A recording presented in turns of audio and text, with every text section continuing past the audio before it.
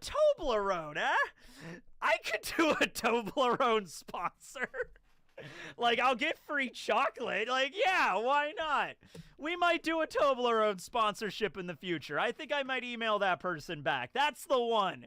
That's the one. Like, all these gacha games, like, do you want to do a promotion for Genshin? I'm like, eh. But Toblerone, I'm like, all right. Yeah, sure, why not? If it's legit, sure. Yeah. Yeah. Hey, we can do Toblerone.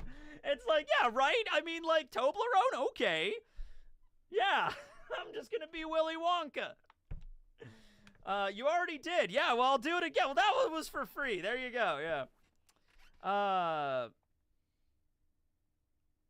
Yeah, if you let my Twitch support now, like, then you have not blocked me on your account by showing them my channel is not being. I just feel like, I don't know, like, okay, I'll do that too, man. All right, this has been a saga, by the way.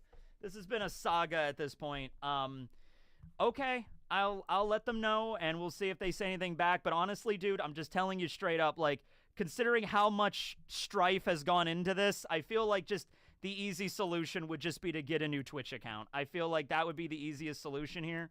I don't know. That would be, because this has been going on for months at this point, you know? Yeah. And I've tried to look into it multiple times, and it just doesn't seem to be I just don't know, okay? So I feel like, and you messaged them already, so I feel like me messaging Twitch and being like, hey, somebody was blocked, but I don't have them blocked, I feel like I'm just going to get the same response you did, man. I feel like it's going to be automated, or even if it's not automated, I feel like it's going to be the exact same thing you do. So yeah.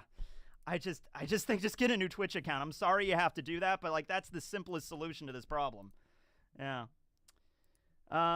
Yeah. Or even if it's just an account is like, okay, I can use my old account, but I can use this new account to just comment on teching streams because for whatever reason I'm not blocked on there. Or I am blocked on there for whatever reason. I don't know.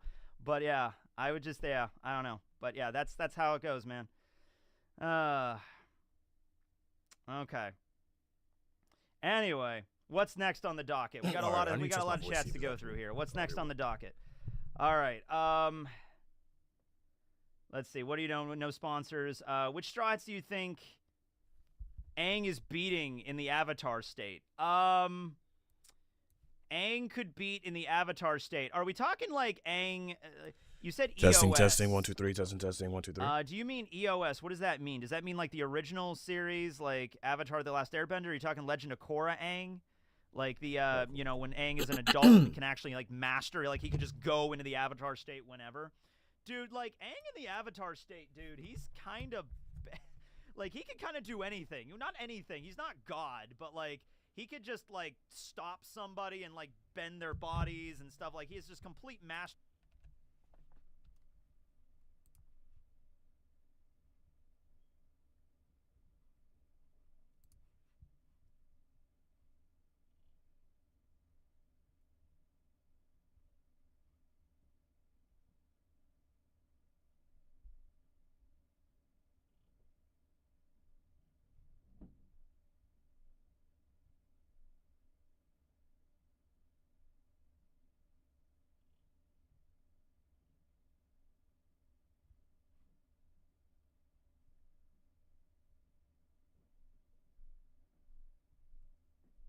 I watched all of these, bro.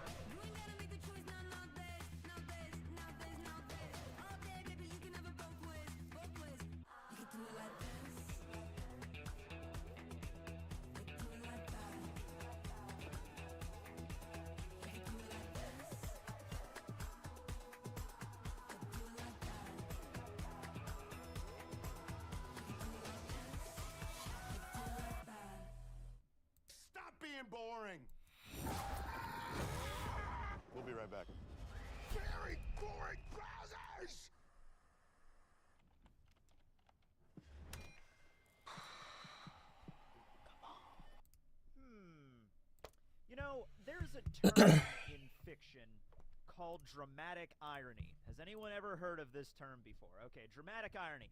It's like when the audience is aware of something. So this is used a lot in plays, like Shakespeare used this a lot. It's when the audience is aware of something from like the fourth wall perspective, watching the play and the different acts play out, but the individual characters. Hooray, welcome to in the stream. play are I'm going to be unaware. attempting to So, just like, for example, stay on in Romeo task and while Juliet, having a video in the spoilers background. for Romeo and Juliet. Romeo and Enjoy, Juliet die and don't in forget the to leave a play, like on the stream. right? However, the way that they Get into this, die what I is just do. dramatic irony, because we kind of know what the plan was, but the individual characters didn't really communicate on what the plan was at the end of Romeo and Juliet, so they both end up dying, and it's like, oh no, it was a misunderstanding, they didn't need to do that! Literary device, very handy when used properly. Now, I was thinking if there was a reverse of that, whereas instead of the audience being aware of something and the characters not, what if there's a situation where the characters of a story know more than the reader? And I believe that would still be called dramatic irony. At least I didn't find a term for the opposite. It's just from the inside looking out rather than the outside looking in, okay? Here's a great example of that in One Piece, okay? So, for years and years and years in One Piece, we were completely unaware of what the Yonko's bounties were, right? Like, for years, people were theorizing, like, as soon as the Yonko were named as a group, like, what's Whitebeard's bounty? What's Shanks's bounty? Oh man, I bet Big Mom's bounty. You know, we were theorizing for years, like, oh man, they must be like 1 billion, right? And then Jack showed up, and he had the first 1 billion berry bounty. It's like, whoa, so if Jack's bounty is 1 billion, and he's only a Yonko commander, then like the Yonko bounties must be like 5 billion, right? We didn't know Roger's bounty, we didn't know anybody's bounty yet, okay? But the dramatic irony there, in kind of like a reverse Uno card sort of situation, is that most of the characters in the One Piece world, like not even just the Marines and the world government officials, but like regular civilians, would have been aware of what the Yonko bounties were. They're the emperors of all pirates. Their bounty posters were probably plastered in every single town, in every marine base, all over the world. Every civilian just picking up the paper in the morning would probably see, oh, that Big Mom, she's causing havoc in the New World with a bounty of over 4 billion. That's insane, you know? So that's an example of, in the One Piece world, people know stuff, and we're over here just like, hey, throw us a bone. Can I read that newspaper? Can I see what's going on over there, right? You know, I wouldn't be surprised if in the One Piece news, there's like a bounty ranking. So in the newspaper, in the World Economic Times, they have the wanted posters like slipped in. So like, here's the new bounty for Luffy or whatever. But I wouldn't be surprised if there was like a segment of the paper where it's like, here are the top 20 bounties of pirates in the whole world, right? And it like changes every week, like the numbers change and everything like that. And it's like, oh, well, Beiji was down on the bottom, but now he's rocketed up 5 spaces. Oh, look at Law over here. He's at 3 billion now. I wouldn't be surprised if that existed. And it's like, meanwhile, here are the fans, like, we didn't find this out until like volume 95 or something. Took us a while, but yeah, so that's dramatic irony. Now, in another way of looking at this, you have Luffy. Luffy does not read the newspaper. In fact, Luffy can read. I was gonna say Luffy could barely read. Luffy's not that stupid. Luffy can read. It's just like with most things, if he's not interested in it, he's not going to pursue it, right? He's not going to try to bother because he's like, look, I care about sailing on the seas, you know, finding the One Piece, having a great adventure, getting into fights with giant dragons and mountain whales, you know. I don't have time to sit down and read the newspaper or read a new novel. In fact, it's actually played for laughs a few times in filler arcs. There was one filler arc I remember, I think it was post-Alabasta, where Luffy was like just on the ship and there was nothing to do. Like there were no new islands, there was nobody new to fight, and Luffy's just sitting there on the Mary, just like, I'm bored. Robin, do you have a book I could read? And Luffy's like looking at it, and it was the books on the Rainbow Mist, because this was like the Rainbow Mist arc, you know, was getting started up, and Robin's like, oh yes, it's a fascinating book, Luffy, you should read it. It's about adventure, and Luffy's like, really? You know, so they play that for laughs a couple times in fillers, but, you know, Luffy can read. He just doesn't really care to read the newspaper in particular, right? But that got me thinking, dude, how different would the One Piece story go if Luffy actually kept up with the times?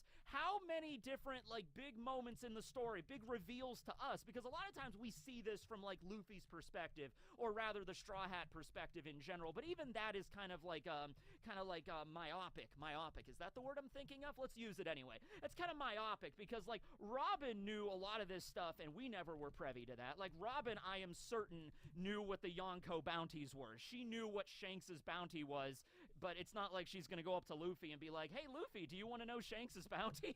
You know, so it's usually through Luffy's perspective that we see this stuff, right? So, I've compiled a list here, not even complete. I didn't go, this is one of those things, like a huge project, honestly, where you'd have to go through, like, the entire manga and, like, you know, volume by volume, story arc by story arc, and break down, like, would this have gone differently if Luffy would have read the paper? Would this have ended up in the paper? You know, that kind of stuff. But let's start with the simple one. This was, like, the big one that popped into my head almost immediately. If Luffy would have just read the newspaper, he would have known relatively early on that Sabo was still alive. He would have. He would have. Sabo was the second in command of the Revolutionary Army. Not even talking about his dad yet. Because honestly, even if Luffy read in the newspaper that Monkey D. Dragon was the most wanted man in the world and was the head of the Revolutionary Army, Luffy still might not have connected the dots on that one. Like, Monkey D. Dragon, well, that guy looks weird. Okay, anyway, Sabo? You know, Luffy still might have not have connected the dots. Monkey D. Dragon, Monkey D. Luffy. Oh, he's a monkey too. Oh, well, it was small world. There's a lot of people out there. You know, it really took, I think, Garp directly telling Luffy, your dad is Dragon and he's the head of the revolutionaries, for Luffy to finally realize that. And he didn't even know what Dragon looked like up until when they were heading to Whole Cake to rescue Sanji. That was the first time Luffy ever saw Dragon's face. Dragon is the most wanted man in the world and probably makes the newspaper all the time, and yet this is the first time Luffy's seeing his damn face, so you know Luffy does not pick up the newspaper, alright? Well, anyway, yeah, that's Dragon, though. Sabo is the big one. Sabo, second in command, chief of staff of the Revolutionary Army. I don't know exactly when Sabo took up that position. You know, he has that position right now after the time skip, but you know he would have showed up in the paper before then. He's like a rising star in the Revolutionary Army, and the world government is obviously against the Revolutionary Army, so they'd be publishing stories all the time in the journal about, like, oh, the revolutionaries attacked this island, they're horrible people. You know, if any citizen sees the revolutionaries, turn them in, right? And so Sabo and Koala and Hack and everybody, they'd be rising up through the ranks over the years, and I'm sure Sabo popped in the paper a lot, but most certainly when he became the chief of staff, okay? When he became the chief of staff, that is something where he'd be in the newspaper, like, all the damn time, right next to Dragon, okay? And so these are the top commanders, all the commanders as well. Morley, Bello Betty, Lindbergh, Karasu, Ivankov, they would all be in the paper at various points. Luffy could have just opened it up and saw Sabo right there and been like, oh my god, Sabo's still alive. Holy crap, that's crazy. Now, I don't know if that would have, like, altered the course of the One Piece story, like Luffy sees Sabo in the paper and instantly is like, I need to go see him, because they wouldn't have known, like, exactly where Sabo was. They didn't know where, like, Baltigo was or anything like that. But, you know, it would have been interesting. It wouldn't have been as an impactful moment at Dressrosa when Sabo reveals himself and Luffy's like, oh my god! And that's really what you got to keep in mind here, okay? You got to keep in mind a couple of things, right? So, there's the whole idea of seeing this through Luffy's perspective, and part of that is Luffy is kind of just oblivious to the media in One Piece, okay? So he doesn't keep up with this stuff. So that makes that moment all the more special, you know, when Luffy finally reunites with Sabo. It's just like, hey, Luffy. And it's almost like, I feel like Sabo knows Luffy's personality and is probably aware that, like, okay, there's no way he read the paper and knows I'm still alive, so this is going to be a big moment to him, probably, right? So that, we wouldn't have had that moment. We wouldn't have had, I mean, we still would have, like, let's say that the same thing happens, like, Luffy reads the paper, he knows Sabo's still alive, but they still don't meet until Dressrosa. Luffy would have still tried, he wouldn't have expected expected to see Sabo right there in front of him at Dressrosa, but a little bit would have been taken away from him because he's like, Sabo, I knew you were still alive because I read it in the paper like 3 years ago, but still. You know, like, it's been a while. How you doing, brother? You know, it's like, yeah, it would have been a nice moment. Luffy would have still cried, but it wouldn't have been as emotional because we would have already known about it, okay? So, yeah, that's the big one. That's the big one. Another big one is all of those different groups in the One Piece world. The Warlords, the Yonko, the Supernovas, you know, the Super Rookies, all of them would have been in the paper through various, you know, points in the story. Some of them would have been in, like, every issue. Like, I am sure Morgan's dedicated, like, a Yonko section of the paper. Like, this is what the Yonko are up to this week. You know, Big Mom added a new island to Totland. Kaido got drunk, you know, and shot a Boro breath into the sky. Really cool fireworks from a distance. You know, so there's probably a section of the paper where Morgan's will talk about the crazy stuff the Emperors get up to. We didn't even know the Emperors as a name until the post-Ennies lobby arc. That is when Garp showed up and actually talked about them and explained the concept. Like, you know, because Luffy wanted to know what's up with Shanks, and Garp told him, and just like, well, I don't really know what's up exactly with him right now, but he's one of the 4 greatest pirates in the entire world. And we got the silhouettes of all the Yonko, and he explains, like, the power system and, you know, the whole thing with, like, the 3 great balance powers in the world and everything, and what the Emperors really mean. And Luffy's in the background, just question marks popping out of him, and he just says, well, I really don't understand any of that. I'm just glad Shanks is okay. So Luffy had no idea. Luffy had no idea the Emperors even were a thing. This would be common knowledge in the One Piece world, all right? This would be every civilian. If you go up to any civilian, any random person living on a farm in the West Blue and be like, who are the greatest pirates in the world? Who are the strongest pirates currently active in the world? They would say the Emperors, the Yonko, Whitebeard, Big Mom, Kaido, and Shanks. That's who they are. And that's just a random radish farmer living out in the middle of Nowheresville, okay? Luffy's just like, I don't know. When Yosaku explained the concept of the Warlords to Luffy, he had no idea. Eventually, when they got to Sabaody, Shaki even kind of told Luffy, like, you really need to read the paper more. And actually, that would come up to be relevant because immediately after Sabaody, when the Straw Hats all got separated and Luffy got sent to Amazon Lily, that's how Luffy found out about Ace being captured and about to be executed, because Granny Neon was like, you should read the paper. And he's like, what? Ace is going to be executed? Wow, thank you, magical newspaper print. This is incredible. I would have never have known. So there's that. But yeah, I mean, like, that would have been fun. Like, we could have, like, now, to be fair, Oda did not actually plan the supernovas. Like, that was something that came a little bit later. Like, that was not something intended at the beginning. I am sure Oda at the very beginning was like, okay, Warlords and the Emperors are going to show up at some point. It's just a matter of when in the story to fit them in properly. Yeah, I don't know when the supernovas were created. I don't think it was like an 11th hour sort of thing. I don't think it was like, you know, right before Sabaody, Oda was like, you know, or I guess it would have been his editors, was like, Oda-sensei, you need to make more, you need to make more characters for this story. Like, okay, and then he just like draws the supernovas really quickly, like in one night. He's like, this one's gonna be the mafia guy, whatever. This guy's gonna have tarot cards or whatever. You have to keep moving. I think it was something maybe a little bit before that, maybe prior to Thriller Bark, maybe a little bit earlier than that, maybe around that area of the story is when Oda came up with the supernovas. But it would have been interesting for, you know, reading the newspaper and be like, oh, this is Eustace Captain Mid. I mean, Eustace Captain Kid, and he's out there doing stuff. Here's Trafalgar Law in the North Blue, and he's done, you know, this stuff as well, and he has the Op-Op fruit. It would have been cool, like a lot of foreshadowing to set this up for later, and then boom. That might also be another reason why Oda doesn't have Luffy read the newspaper. It's so that, well, for, you know, the purposes of being dramatic and big reveals and things like that. But, you know, Oda might not, you know, he doesn't want to set in stone, like, this is something that's happening in the world, in the news, because then he might have to address it later, you know, and it's just like, maybe Oda's like, yeah, with the supernovas, he's like, he didn't know they were going to exist back, you know, in, like, the East Blue or whatever, so it wouldn't have worked, right? So all those groups, the admirals and what their fruits were and what their abilities were, that would have been in the newspaper. You would have seen, like, you know, Admiral Kizaru arrives at this island and puts down pirate insurgents using the Pika Pika Nomi. And right there, like, this is strategic stuff. You know, like the abilities of the admirals would have probably been talked about in the newspaper. At least you could defer it from their code names at the very least. You know, but they use their abilities, right? You know, they're doing that stuff. So you would know that like everybody in the Marines knows that Akainu can turn into magma. Everybody in the Marines knows that Aokiji controls ice.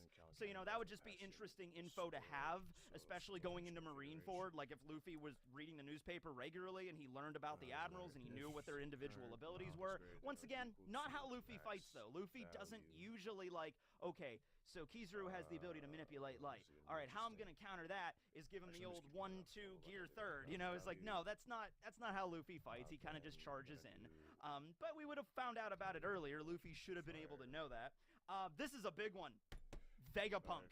I'm gonna have these out separately, bro. Once again, now this is something, I don't know. Vegapunk is the greatest scientist in the entire world, and usually he's sequestered off in Egghead Island, you know, working on a bunch of random stuff, you know, crazy inventions and everything like that. But I feel like he would have showed up in the paper a few times. I feel like every once in a while in the paper it'd be like, Vegapunk invents, you know, anti-gravity shoes. Vegapunk invents this robot thing. Vegapunk invents a vending machine that gives you food. You know, there would be probably another segment in there of like the science of the future island, you know, and just like all the crazy inventions that are coming down the pipeline that are available for purchase. You know, coming, you know, this Christmas season, buy the new Vega Cola machine. It produces cola at a variety of different, we call it a vending machine, you know? Yeah, so he would have probably showed up in the paper. Like, if you just saw what Luffy would have read in the paper, it'd be like, oh, who's this guy with the giant apple head? You know, there you go. There's Vegapunk right there. Geography of the world that Luffy was completely unaware of. You gotta also understand, Luffy, because he has the option to read the paper, right? It's not like he doesn't get the paper. The Straw Hats read the paper. Nami reads it. Robin reads it. Who do you think on the Straw Hat crew reads the newspaper regularly? That's actually a good question for SBS. Nami and Robin, guaranteed. I feel like Usopp would read the paper. I feel like Usopp would read the paper, at least, like, maybe not read the whole thing, but he would, like, glance at it. I don't think Zoro would care. I don't think Frankie would really care. Brook might read the paper just because he's been isolated for 50 years in the Florian Triangle, and he's just like, oh, this information about what's happening in the world, right? Jinbei would read the paper. I feel like Jinbei would. Sanji, I'm not sure. I feel like if Sanji like had the time, you know, in the morning in between making breakfast for everybody and stuff like that, if he had a free moment to like just have like a cigarette or whatever, go out on the deck, maybe he would like read an article or two in the paper. I don't think he would like, you know, sit down and comb the whole thing. Like, I feel like Nami and Robin would read the whole thing. You know, maybe Jinbei as well. He would read the whole thing, like cover to cover sort of thing. Usopp, maybe only the articles he enjoys.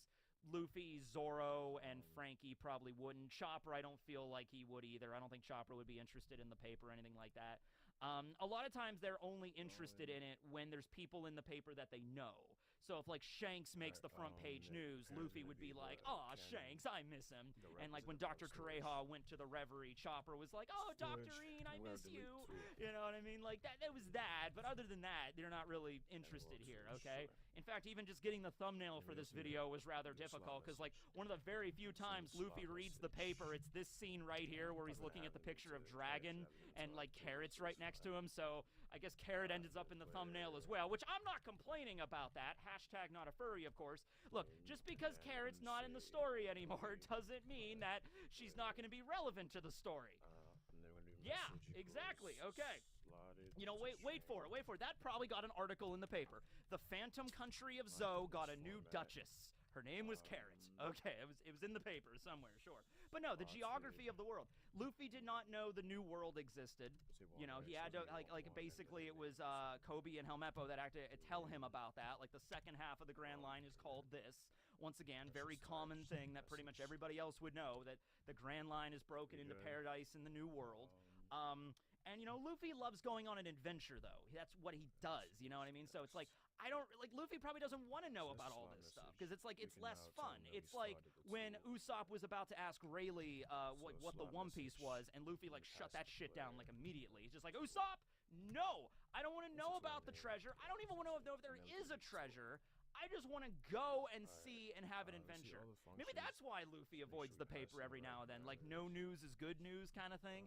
Like, because if Luffy picks up the maybe paper I've not and done he that. reads about, like, you know, oh, someone discovered the One Piece, so if that would not- just ruin the whole if experience for him, not, all right? Like, if Luffy reaches Laugh Tale and, like, oh yeah, somebody showed up here a couple months ago and took it, Luffy be like, well, okay, can't win them all, I guess. At least we had a crazy adventure, guys. But if he were to read that in the paper, like, when it happened, Luffy I'ma be just like, say, that, like, open okay, first so we page have a news. bunch of This is what the One messages. Piece was the whole time. This We have a guy bunch of found it. message It's just like, functions. Buggy the Clown found the One Piece. Here it is. It's like, oh, now I know what it is now. That's And not I'm gonna fun just be anymore. like, All right, guys, let's go back to this, that that, Lightning Island. send, Let's go back to Raijin. Let's see if message, there's anything going on request there. function. The Straw Hats just go make a U-turn on the Grand Line. They go back to Raijin. Nice. Still want to learn about that place. There's a couple of arcs in the story where the newspaper would not have helped them at all. Skypiea is one of those because, like, that's a completely separate area there. So there would have been, like, they could have read all the papers if could've they actually wanted just to. put them in None there, of I that think would that's have better, prepared them because I for, can like, hide them reaching right. Skypiea and Eneru So being I'ma up just do it there. like Same thing with this. Wano. Wano is Copy such an this. isolated island and country that they could have read the papers. Maybe Wano would have been mentioned tangentially, you know, like every once in a while in the paper, but it wouldn't have been. There was like no intel on what's going on inside of the country, so that really wouldn't have prepared them for that. But for most other locations in the world, they could have read about Dressrosa, they could have read about Enies Lobby, they could have read about Water 7, they could have read about all these places and learned about them long before they actually reached those locations, right? But that's not as fun, you know what I mean? The biggest time it becomes relevant in the story, the newspaper for Luffy in particular, is of course Ace's execution, which, you know, like, oh, I have to go to Impel Down to save him, and then end up in Marineford in this big war, and then the post-war, where Luffy does the 3D2Y message, you know, but that's not really his plan, that was more Rayleigh's idea, and just like, let's go back and then ring the bell, and then you'll get, you know, in the paper, and then 3D2Y. So that was a situation where all the Straw Hats were reading the newspaper, but I think they had a vested interest in that, and in some cases, I don't think it was even them reading the paper. I think, like, in the case with Zoro and Perona, I think Perona was the one that read the paper, saw Luffy in the paper doing the, you know, the 3D2Y message and, like, the hat, and she was like, hey, Zoro, check this out, okay? So I don't think all the other Straw Hats read the paper all the time, like, when they're on the ship together, but when they were separated, it made more sense, because they had to kind of, like, okay, what's going on in the world right now? So, like, when Chopper was heading back, you know, a news coup showed up, and it's like, oh, okay, I'll buy the paper to see what's going on, right? So that made more sense. But when the Straw Hats are all just hanging out on the sunny, just sailing, I don't think all of them read the paper end to end, cover to cover every single day, right? Let's see, what else is going on here? Oh, well, even before Ace's execution, Luffy would have learned about Ace. He would have known that Ace was the 2nd Division commander of the Whitebeard crew. He would have learned about Whitebeard. He would have known that Ace has the Mera Marinomi. He would have read all of his exploits that Ace has gotten up to in the Grand Line and stuff. I don't know if the whole thing with Blackbeard would have been in the paper, because that was something that was more of like an internal thing with Whitebeard's crew. I don't know if that would have ended up there. Like, Blackbeard kills Thatch. You know, I don't even know if they would have reported about that. But Luffy would have certainly read about, like, Ace. And that would, not even while he was out at sea, you know? Like, Luffy, while he was still at Fuchsia Village training to go out to sea for those 3 years, when Ace left, Luffy was 14, and then Luffy didn't leave until he was 17. For those 3 years, if Luffy would have kept up with the paper at Mount Kolbo, he would have been seeing, like, oh, look at Ace, look at him doing all this crazy stuff. I think also Dadan probably doesn't read the paper too often either, because she was just as shocked when Sabo was confirmed to be alive. Like, she didn't read that in the paper until it happened, and I guarantee you Sabo would have showed up in the paper before the big events at, like, Dressrosa or anything like that, or the events later that happened with, like, him being, him assassinating Cobra, like that big story that just broke.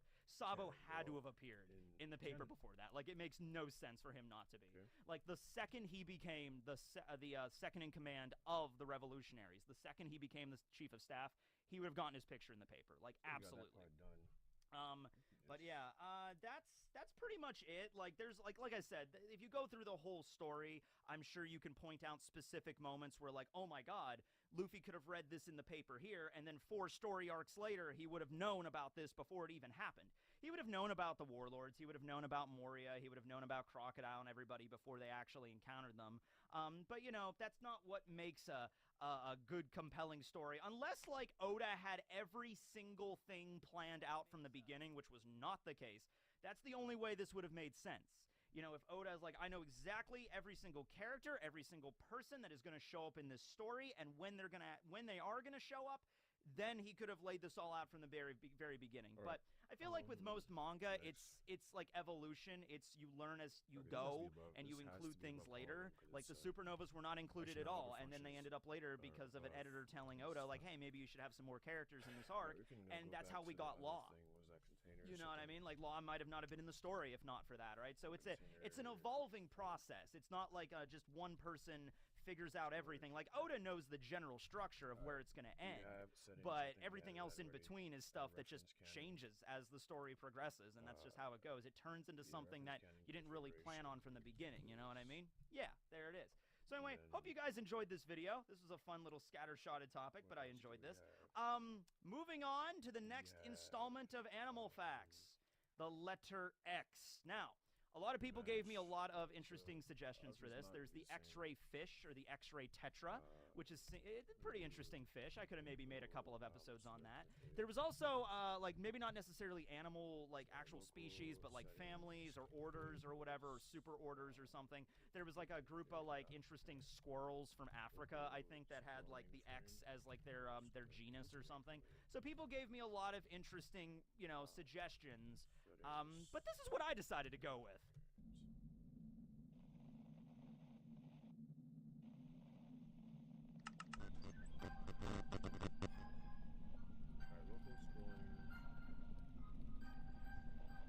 Ah, yeah, Xenomorph facts. I can't pass up the Xenomorphs, right? Like, I did Porygon facts, so we've already established, you know, fictional form of life. So if I'm gonna go, I could talk about some weird squirrel or an X-ray fish, or I could talk about a damn alien. I'm gonna talk about the damn aliens, okay? So the Xenomorphs are the aliens, the eponymous alien from the Ridley Scott movie Alien, and the sequel Aliens, and the sequel Alien 3, and the sequel Alien Resurrection, and the sequel Alien vs. Predator, and the sequel Alien vs. Predator 2. I think there's a couple more, actually. So here's something funny. I never saw any of the Alien movies, never watched them.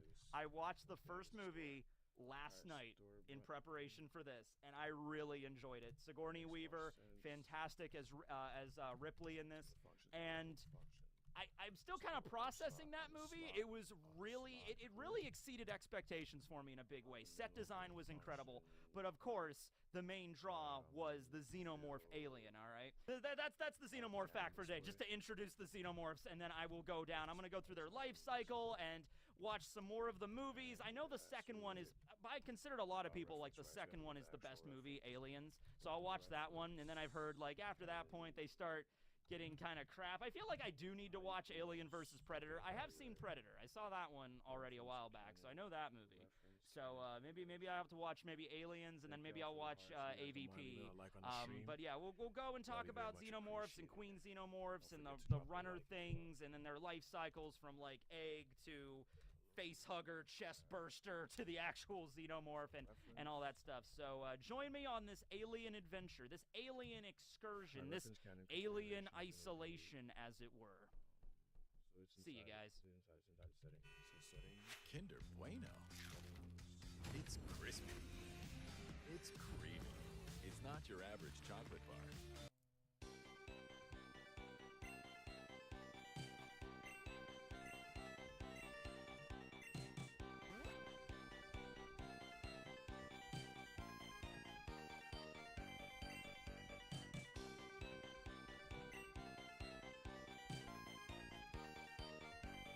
Aw, man, this game is so epic.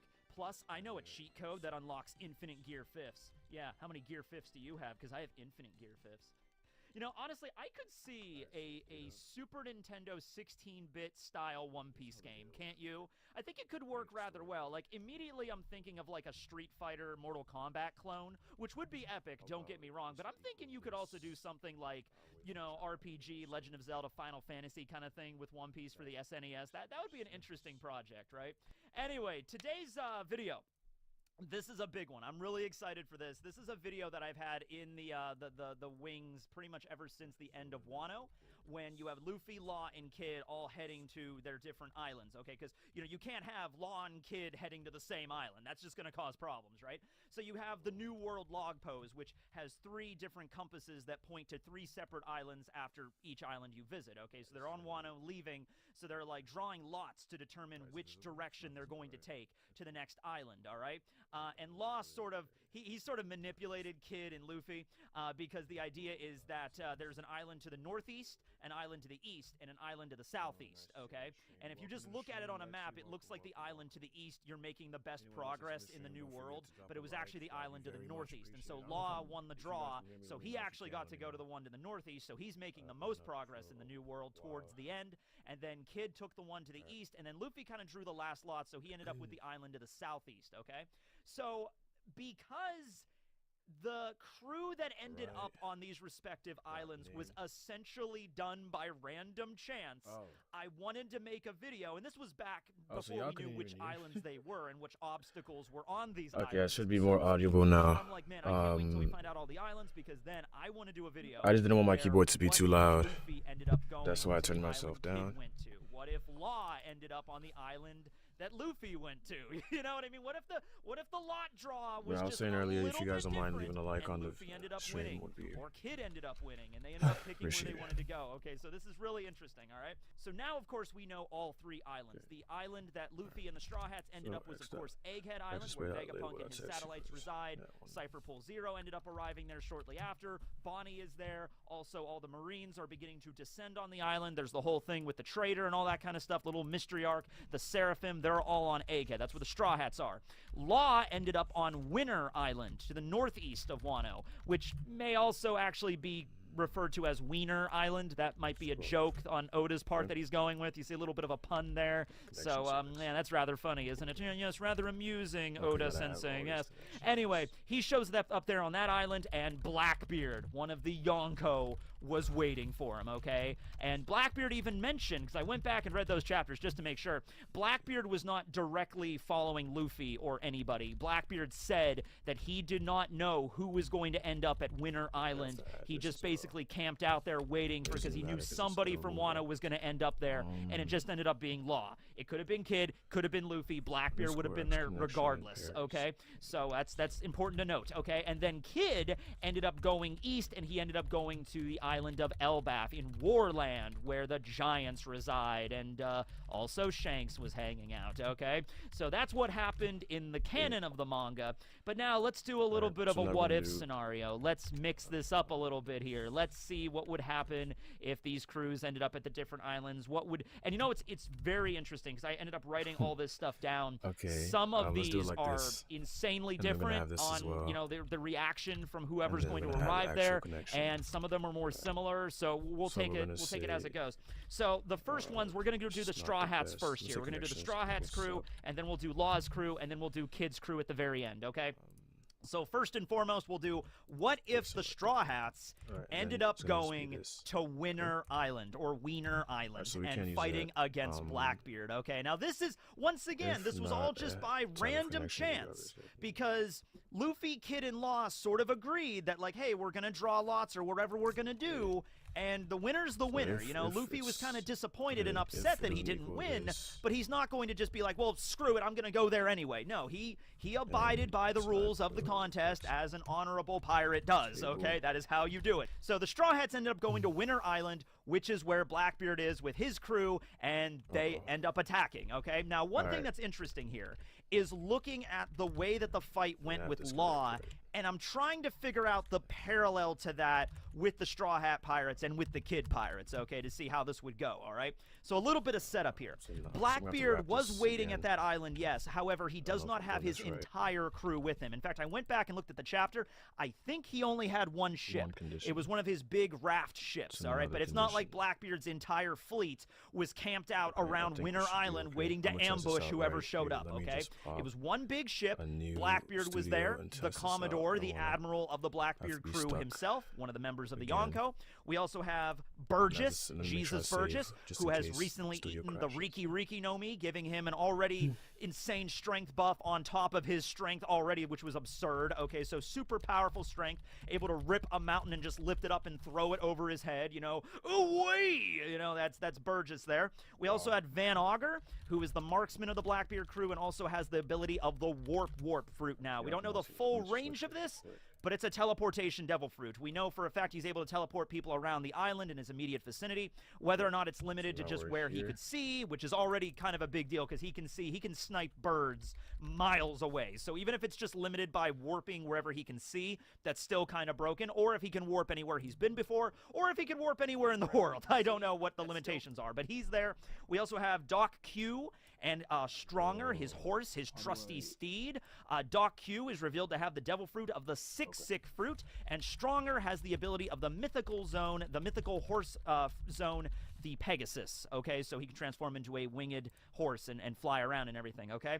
Now, there were some other members, of course, of Blackbeard's crew, some random people that were hanging out there on the ship, but the main fighting so force let's that set this out. So primarily we have to- attacked the Heart Pirates I need to test were this out real those quick. 4 individuals. Well, 4 individuals local plus, script you know, Stronger, and okay? copy that. We didn't really see any of the other Titanic captains there. We did not see that Shiryu, we did here. not see Devon, Pizarro, Vasco Shot, San Juan, This is or what it Lafitte. was. So obviously some that people have to stay here. behind at Hachinosu. Also in the Right. most recent chapter, or one of the most recent Some of chapters, we you- saw Blackbeard's ship, one of Blackbeard's ships, arriving at Egghead.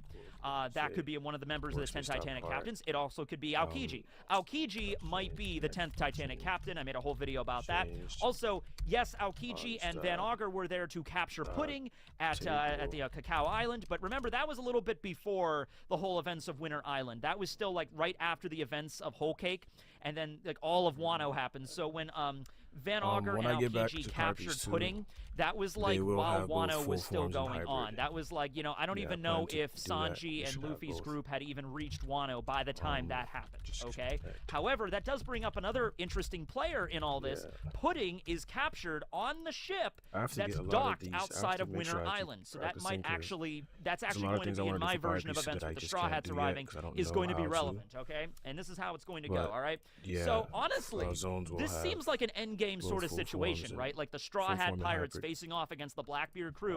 Right, That seems let's like the connect. final epic battle of One Alright, Piece, let's see really. how this works. Okay, so So I'm that's gonna do maybe the this. reason Let's Oda didn't see. want to do it now. But honestly, I could see No, this do this here, really just going to because the Straw Hats it's just- because the Straw Hats have their see what full happens. fighting So there's force. not All part, 10 of you them have to add a are on part. the Sunny, arriving at Winter Island. Meanwhile, Blackbeard only has himself, 3 of his best so men, you see and that a one of horse, them got which is a disconnected and the Pegasus. other one Okay, also Stronger might got be really badass. disconnected. I don't know, but Let's he see is how much really down. He has is less than half disconnected, and then of I'll his just primary bring it fighting next. force, and Luffy has all of his. All right? So, yeah, they got some other random members of the Blackbeard crew, but nobody that's really going to cause problems here, okay? And they only brought one ship. I mean, granted, the Straw Hats only have Okay, one ship, so it too, works, but it you know works. what I mean. Okay, The Straw Hats are really I'll have to powerful, okay? just- You know, quality over So back quantity. to the other So, tab. Take this out. I'm looking at this, and I really honestly Oh, think the Straw crash. Hats have a Oh, pretty good okay. chance Pretty good. of Just did it on at its least own. pushing back Blackbeard here. Okay, and this is how I see it going down. So the fight between Law and Blackbeard Speaking of opened zones, up what's with your Doc favorite zone? Q. What's They you were guys' favorite onslaughting, zone? attacking the Polar Tank. Devil fruit. That's still going to happen here. As the Straw Hats are approaching Winter Island, they're going to be bombarded I think by mine would be cannon Jose's fire. Diamond. I think, yeah, Blackbeard Jose's might be Diamond is the firing zone, off some right? quakes or That whatever. actually You makes know, sense. That's not an Van animal. Augur's going to be taking some shots. They're going to try to I would sink the probably Sunny, go, okay? So the Sunny's going to have to dock at Winter Island where they're Marco's going to have to Phoenix. fight Phoenix here. is, It was at this point also that's my that Doc favorite zone. Q used the ability of the Sick fruit to initiate that disease, to change everybody's sex around, okay? So we had Law as a woman, you know, Beppo as a woman, everybody, all their sexes get flipped. I'm assuming that still happens with the Straw Hats because the whole reason Doc Q did that was like to disorientate everybody. So that happens there, and in case you're curious, Oda already drew all of the Straw Hats, you know, Rule 63, so there you go. There you go, the artwork exists, okay? So that still happens. Luffy will probably be able to break it the same way that Law did. Law figured out out that, like, because of the fight with Kaido and Big Mom at Wano, if you exert enough Haki, you can kind of punch through other Devil Fruit effects, okay? So Doc Q used his ability to change their sexes. I could see Luffy as well as Zoro being able to push through that, because they have Conquerors. They would easily be able to break through that and transform back into their normal state. I think Jinbei and Sanji might be able to do it too. Some of the Straw Hats might not be able to, but it really seems like Doc Q kind of stopped doing that. It was more of just like a joke to kind of open up the fight. Like, yeah, it was interesting, wasn't it? So that probably opens up the same way. So I'm sure there'll be some shenanigans there. But eventually, you know, the fight is on. You had Blackbeard riding on the back of Stronger on top of Doc Q, going to just charge in and attack Law. So I'm going to assume the same thing's going to happen there with Luffy. You know, they dock the Sunny on Winter Island, they get out, they're all ready for battle, and Blackbeard is just charging down on top of Stronger. And considering Law opened up the proceedings by using his awakening and used K-Room to attack Blackbeard, you know, Luffy and Blackbeard have a history. I apologize. Blackbeard is the one that captured Ace, ultimately resulting or I could in just his be too quiet. execution at Marineford by Akainu. Luffy encountered Blackbeard, impelled down before, struck him. So Luffy, there's bad blood already between Luffy and Blackbeard. They do not like each other, right? Absolutely not. So I could honestly see Luffy looking at Blackbeard, charging forth, and I think Luffy, I mean, Luffy during Egghead pretty much went right into Gear 5th when he fought Lucci. So it doesn't seem like Luffy is holding off his awakening like, I can't use my awakening to start off the fight. No, he did that with Lucci, and he already hates Blackbeard. So I don't see any reason why, you know, Law opened up with his awakening. I think Luffy's going to open up with his awakening as well. And you know what? Just like with Law, I think Luffy's awakening, his Gear 5th, is going to surprise Blackbeard, you know? Just like Blackbeard's charging in against Law. It's like, say, hey, wait, what's going on? What's this bubble? Oh! You know, same thing. Luffy's going to go Gear 5th, and he's like, zip, and he's just like, hey there, how you doing? And, you know, like, Teach there. He's like, wait, what? Boom! And just Luffy knocks him on the head with a giant mallet he pulls out of his hair. And then, you know, like, Blackbeard hits the ground like an accordion, and he's just like, oh, of course you know, this means wars. So a little bit more wacky, because that's the whole point of Luffy's awakening, but I could see Luffy opening this up with his awakening, okay? And now the fight is on. Now, when it came to the Heart Pirates, aside from Law and Beppo, you really don't have any other real big heavy hitters. Law kind of values, you know, more like jack-of-all-trades, well-rounded sort of members of his crew. Don't diss Sachi and Penguin and Jean Bart. They're really strong in their individual ways, okay? They're just not nearly on the level of, you know, like the Straw Hats or whatever. You know, Sachi and Penguin are great, but they're not nearly as strong as, like, Zoro and Sanji when they fight together. Not even close, okay? Now, with the Straw Hats, though, they're way stronger, okay? So, we're just going to divvy this up here. So, okay. Blackbeard's going to fight Luffy. That's going to happen no matter what. Pause on Zoro for the moment. I'm going to get back to him, okay? Moving on to Burgess. Big, strong dude. Okay, he's lifting up mountains. Augur warps him to the island. He picks up a mountain, throws it at the Straw Hats. I want Jinbei to fight Burgess. I want Jinbei to fight Burgess. I thought about Frankie, because it'd be really fun to see Frankie, you know, in the Megazord, you know, brawling with Burgess and everything. I want Jinbei to fight him, because Jinbei is super strong too. Maybe not probably as physically strong as Burgess, considering he's already super strong, plus he's got the Devil Fruit that makes him super strong. But Jinbei is a master of Fishman Karate and Jujutsu. One or the other. One is Jujutsu Kaisen, and the other one is a martial art. Anyway, he's a master of that kind of shit, all right? So I would love that fight to prove that. I could even see it now. You could see it now. You could see Jinbei rolling up to the battle, cracking his knuckles, being like, you know, Burgess picks up a literal mountain and throws it at Jinbei, and Jinbei's just like, Fishman Karate! And then just with one punch, cracks that thing into a million pieces. And Burgess is like, oh, wait, you're pretty strong. And then Jinbei kind of like reminds him, you know, gives him a little bit of a, it's just not about strength that makes the warrior. It's just about hard work, perseverance, from the cannonballs, and technique. You know, and so we have technique, martial arts versus just raw physical strength. Just raw, just like, I can lift up giant mountains, yarg! You know? And Jinbei's just cracking them left and right. I want to see Jinbei fight Burgess. One-on-one, I think he could handle it, all right? Okay, so then we have Augur. Well, we got Usopp right here. So Usopp's got to fight against Augur. But, like I said, we're not dealing with all 10 Titanic captains, so the Straw Hats can actually outnumber the Blackbeard crew here. This is an interesting kind of way. Dude, if this actually were to happen, by the way, if Oda did go this direction with it, I could honestly see the Straw Hats fighting the Blackbeard crew, configuration, not and then the valid. Blackbeard pirates honestly trying to So I retreat, can already see and then some later on in the story problems. we'll have like their Yeah, full this is gonna be force valid. against Luffy's full It's not force. an Okay, actual but for right here, configuration. Straw Hats honestly kind of have an advantage. See some All problems right. already. So anyway. Augur, right? So Usopp's gonna fight Augur, marksman v marksman, okay? And you know, in the original, when Law was fighting him, Beppo was actually using his super sensitive hearing because he's a bear Still mink to equipped. hear the shots, and then I know Sean slot Bart gun was not jumping in and like mouthful. blocking the shots from Slot Augur. click. Well, you could have that same thing maybe with Chopper, but Let's do also you could have storage. Let's start Usopp off by adding noticing the mobs shots and for, like intercepting the shots with his slingshot, okay? And Augur would probably be very impressed, like, he deflected my shot from my underscore. rifle with a slingshot. Interesting. He is the Sniper King after all. You know, so that's kind of cool too. Now, who would fight Augur alongside Usopp? Because I want Usopp to team up with somebody here. I think Jinbei can take Burgess by himself.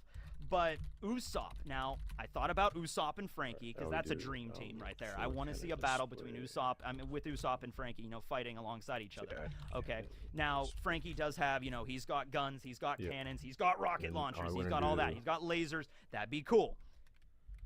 I also thought about Usopp and Nami, because Nami also fights long range, you know, long range battle between Augur and everybody, and Lightning and Zeus and everything.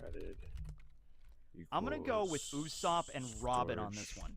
So, this is what I love about this. These are a lot of combos we haven't really seen before in the story. Usopp and Robin teaming up against an enemy, so that works for that reason. But also, it really does make sense, okay? Usopp is a marksman, and Robin has insane range with her Devil Fruit. She can grab Augur from a long way away.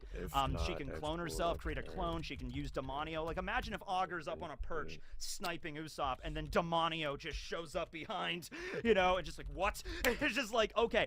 And then, you know, at the end of the day, also, Robin can just, like, grab Augur and, like, you know, break his, you know, you just, like break his bones and put him in a sleeper hold or whatever. And even if he warps, that might still not work. I mean it's an interesting question. Right? Like, so I don't think if it matters, Robin kind of but has just him in a case, stranglehold, and then Augur warps will to do another that. location, would she still, would her Devil Fruit still be active? I imagine it would be, because she needs to be able to see something in order to summon the arms. That's kind of what she said back at Jaya. You know, if I can see it, I can grab it. Or if she at least knows the general region, she can activate her ability on it, okay? However, if she activates the ability on Augur, but then he warps, I think we're done. Yeah, with she well, can't see him anymore, and she doesn't know where he's at anymore, but she's already activated her limbs on his body, so she should still be able to feel him. Also, Robin can spawn eyeballs as well, so she could easily create eyeballs all over the battlefield to be like, he warped, he's over there, Usopp. Okay, that would be so cool for like Robin coordinating the battle, opening, like having a bunch of eyes surrounding the entire, you know, island, and just like she's like looking at all of them at once, like freaking compound eyes or whatever, and she's like, here you go, like 2 o'clock, you know, whatever degrees this distance, and Usopp's like, thanks, and he's just like unloading shots. Okay, that would be really cool fighting against Augur. Okay, next up we have Doc Q and Stronger. All right, now here's another combo I think works splendidly here. Okay, so Chopper, right? Chopper, of course, being the Doctor, is going to fight against the Doctor of that crew. Also, Chopper can speak to animals. Stronger is a horse. He's not a horse. I mean, he does have a horse zone, but he's not a human that has a horse zone. He's an actual horse. So it'd be funny to hear Chopper talking to Stronger. And what if Stronger is just like, what if Stronger doesn't want to be on the Blackbeard Pirates? What if Stronger's just like, oh, please help me. This guy's been using me for years. It sucks. I just want to go home to my family. And Chopper's like, that's so terrible. Or, you know, Stronger might be like, you're going down, reindeer. He's like, are you okay? Do you need some help? You know, that'd be funny just in that respect, okay? So Chopper fighting against Stronger and Doc Q, because Doc Q and Stronger always fight together, so it's not going to have, like, separate fights. You know, it's not like somebody's going to fight Doc Q and somebody else is going to fight Stronger. They always fight together, okay? Gotta spell it out. Don't be lazy. Chopper and Brook. One word. You know why? Brook's a skeleton. I'm not saying that there's no diseases that would affect Brook, but it's a pretty short list. You know, he's a skeleton, okay? So even using the sickness to flip the sexes, I mean, would that even really, like, there would be no outward, like, you wouldn't even be able to tell, you know what I mean? He's Brook, he's a skeleton. Actually, in that Rule 63 one, Brook just has, like, a question mark next to him, because you can't tell, he's all bones, right? So, You know, maybe his bones would when I was slightly slotting that change, in and there. that would be it. And in such a subtle way you couldn't even tell. Um, So I'm the saying women, most when I diseases, kinda though, like, what are you stop gonna do this, to I'm Brooke? gonna just Give him tuberculosis? He doesn't have do, lungs. Give him a heart disease? He doesn't have a heart. Give him something with his brain? He doesn't have a brain. Yo! I think the sick fruit really, like, there are diseases that affect bones. There are diseases, very chronic illnesses that affect Okay, so bones, it's your not bone what- marrow. okay, So that is a thing that So does it's not exist. what- So no, maybe those things okay. could have affected him. But okay. I'm saying most It's not what diseases we would determine. probably not work on Brooke. And Chopper's a master doctor, so he might be able to figure out some way around that, okay? So I think Chopper and Brooke facing off against Doc Yu and Stronger. I think that would make sense, okay? But here's the thing. We still have, like, 3 other, you know, Straw Hats that we haven't even utilized yet. Actually, way more than that. We have Sanji, Frankie, so now we can Nami, place and Cannonball Zoro. inside. Now Sanji, And let's we talk about him can, right here, okay? So um, where's Sanji going to be doing in all this, We okay? can place Cannonball Well, inside as I said the earlier, cannon, and we can Pudding also, is in the brig, locked up on um, Blackbeard's ship. Sanji is a master of observation hockey, and he's met Pudding Okay, before, what's right? next? And he's well acquainted with her and everything like that. Next is- So did I I'm connect the thinking click, though? I did Sanji connect the might click. actually, with his observation hockey, might sense um, Pudding is see, locked away in Blackbeard's that- ship, and he might go on the ship to go to slot. rescue her. So I think Sanji's going to make a Alright, beeline for so that. And at the next beginning we of need the to actually Egghead do the arc, cannon when fire. the Straw Hats were approaching the island and they had that So warm it's like eddy in the cannon ocean and something, Bonnie cannon fell out of fire it, here. Sanji sensed her. This is where Sanji it sensed that, might like, get a there little is a bit, damsel in distress get that's a in that little bit, warm eddy, and she's going to drown. Okay, we have to save her, right? more So Sanji's complicated. observation is already that high spec for that. So he might not know it's Pudding right away, but he might sense there is a woman that's locked away in Blackbeard's ship, and I need to go save her, okay? And then he Okay. realizes it's Pudding, knocks out all Blackbeard's crew, and then saves Pudding, okay? And then the Straw Hats are palling around with Pudding again, okay? There you go. So not really a that is huge front end advantage, because resolution Pudding, you know, combat, even if she right? So awakened her ability to ships- read poneglyphs, I mean, they have Robin for then that, so we they can don't figure need it. I'm Pudding. gonna say- But, you know, she's there, and I guess she could fight too. Folder. Give her a This gun or is something. I guess she not could fight back Facebook. as well. She can mess with people's memories. Sure, fire. whatever. Why not? So Sanji's going to go rescue Pudding. That basically just leaves Zoro, Okay. Nami, and Frankie. Now, normally when the Straw Hats fight, you don't Oh, really okay, have to this- worry about the Sunny all no, too it's much. not- Like, it's not Oda gonna be kind of just too has it like, oh yeah, you'd complicated, park the Sunny there's outside of gonna be two Onigashima. No types one's of going to mess with it. Don't cannonballs. worry about the Sunny. In this instance, and even in this case, they had to kind of protect the polar Cannonballs, tang, we're you know, the gonna hard do crew the did. regular So the Sunny's going to be cannonballs. there. So I'm thinking the So let's Blackbeard crew do, might try to destroy the Sunny as well. So you need somebody on the Sunny. Also, maybe gonna some do other random regular, members of, like, you know, fodder soldiers of Blackbeard's crew might try to, like, Cannonball. destroy the Sunny. That even almost And then happened we're in gonna Egghead. do, It was a good thing on Egghead that Zoro and Brooke stayed on the toxic ship, cannon because Kaku ball. was just going to destroy it with his Tempest Kick. Well, Now, would have cannon Kaku fire, been able to right? destroy the Sunny in one attack? toxic Probably not, cannon but he would have been fire. able to severely damage it, you know, cut the mast off or something. So I'm not gonna touch I'm this- thinking I'm we're not going to gonna need touch some on Straw Hats the to toxic protect the cannon ship. And I fire think until, like, later Frankie and Nami staying on the ship, I think that would yeah, work great. move on. Okay, so, you know, they So have real really quick. long range attacks. Nami is, you know, of course, she's got Zeus helping her So out, and she can this just bring main down ship is lightning on gonna anybody that handle, gets like, near the firing Sunny. and speed You and know, maybe even kind of create some kind of weather barrier of strong so winds real or whatever quick. around the Sunny, so no one could get near it, like a typhoon swirling around the Sunny or something can't with elaborate Zeus's any help. more. Also, Frankie, of course, you know, he knows how to protect his ship. He's got guns, he's got lasers, so I think them protecting the ship is okay. Okay, now we get to Zoro, all right? So the reason why I hesitated on Zoro is because, well, Shiryu's not here. Toxic fire, Or is he? library. Shiryu does have the ability of the clear Toxic. fruit. Okay, that's so good. let's assume like both perspectives. Let's say so Shiryu was there, obviously because we're it's kind of gonna hard to tell if he use, isn't. Okay, bindable let's say event. Shiryu was Right, there, just like how and we that have might even happen in the explosive actual story. Like Law's request, fighting we're gonna Blackbeard have right now. requests to It might get to shoot the situation where cannonballs. Law might actually have an advantage. Like he's Shiryu starting to gain combat, the upper and hand I'm gonna against add Blackbeard, and then full boom, right here. Shiryu stabs Law in the We're back, gonna because call that's it kind of shit. his thing. So I don't want to rule out the We're gonna possibility that add, Shiryu might be skulking around somewhere on Winter Island right now. So if that's the case, Zoro, observation hockey, even Sanji, because Sanji's fought against somebody what's that's next? used the We're gonna clear do- fruit before. So I could see Cannon something where fire. Sanji's going off to rescue Pudding, and he's like, I sense a damsel in distress, I must go. And he also looks at Zoro, he's like, hey, Mosshead, there's an invisible bastard lurking around here somewhere. I'm I gonna sense him." try And to Zoro's go- like, well, yeah, for I Pirate sense a Piece beast 2, as well. I'm and then going to boom, try to Zoro go up clashes with to, Shiryu. So um, if that's the situation, that's going to be a big help for fourth Blackbeard's gear. crew, because Shiryu's wicked strong. But I don't think Shiryu, if I'm feeling comfortable he with fights my dirty, and abilities, he and I has the should, invisibility I'll fruit, which try gives to him a do huge fifth gear advantage, as well. especially if it's awakened. But I don't really think Shiryu I'm planning on is doing that is, much like, stronger than Zoro as he exists. Homebake They'll has dishes you have can mix, match, and 3 enjoy, moves, all ready in and the then same oven at transformation, 425 in and 30 then we'll minutes. update with each Right now, post transformation. Wano with Enma, with Conqueror's The Haki. game that you I saw really on don't the see last stream Shiryu is being really my some practice crazy game. level higher than Zoro. I'm I gonna use honestly it to see them practice kinda making devil comparable, if not fruits Zoro and maybe a little practice stronger. It's just Shiryu has no code of ethics or honor of the swordsman or stuff Bushido like or anything like that. He fights in-game very good. events So Zoro's gonna have to watch until out I'm for ready that. But to continue on if Pyre Zoro Beast 2. fights Shiryu, then And that's I'm also gonna obviously going practice to with be particles his and fight, stuff just so I one-on-one. can There's make really sure no one Pyre else Beast that can 2 get involved is with that. Now that's if Shiryu know, is there. If playable Shiryu and is not there, not buggy. So then this Zoro game that could I'm just working on right help now is Luffy. more so of a practice game. then you have Zoro and Luffy that allows fighting me to Blackbeard. practice Now while maybe giving you Luffy might guys not be or for people that play Pyre Beast because something else he to wants play, to deal with Blackbeard on his own. if that makes sense. But hey, Luffy and Zoro fought But yeah, I Kaido plan on adding together, the modes. so they might realize, hey, Blackbeard's a serious I threat, plan on and adding- I Zoro plan on has adding no one all else to 5 fight. modes, If but Jinbei's taking I care might of Burgess, if Brook most and likely Chopper stop take at care of either Gear Dakyu, 3 or 4. and if Usopp and Robin are taking care of Augur, and let me know if you guys can Frankie hear me, and, because Nami are sometimes my defending mic the is Sunny, weird.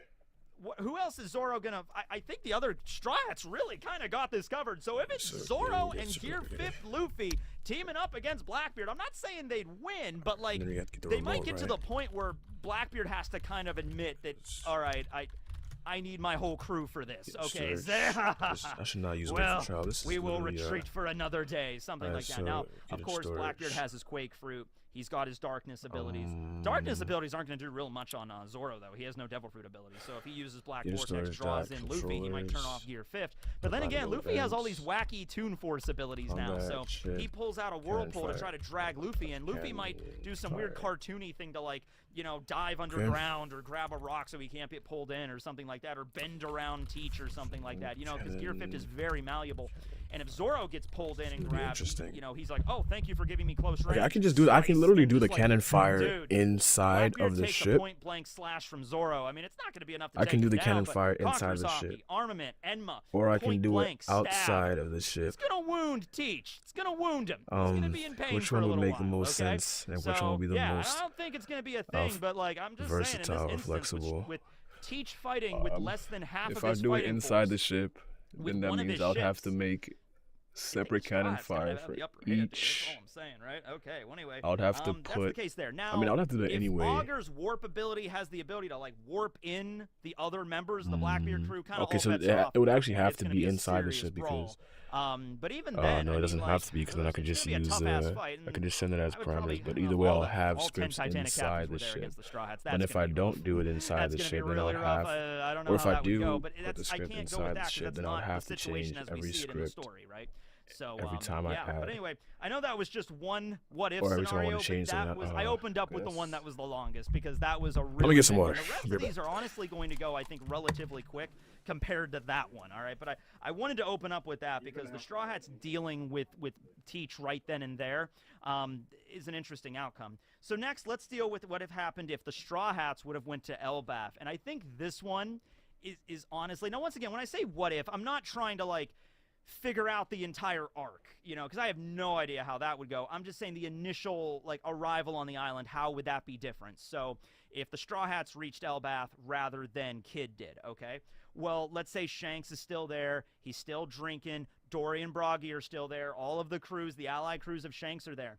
The Sunny approaches the island, and they see all these ships, and, you know, Shanks is made aware that a ship is approaching that looks like a sunflower that has the Straw Hats Jolly Roger right there.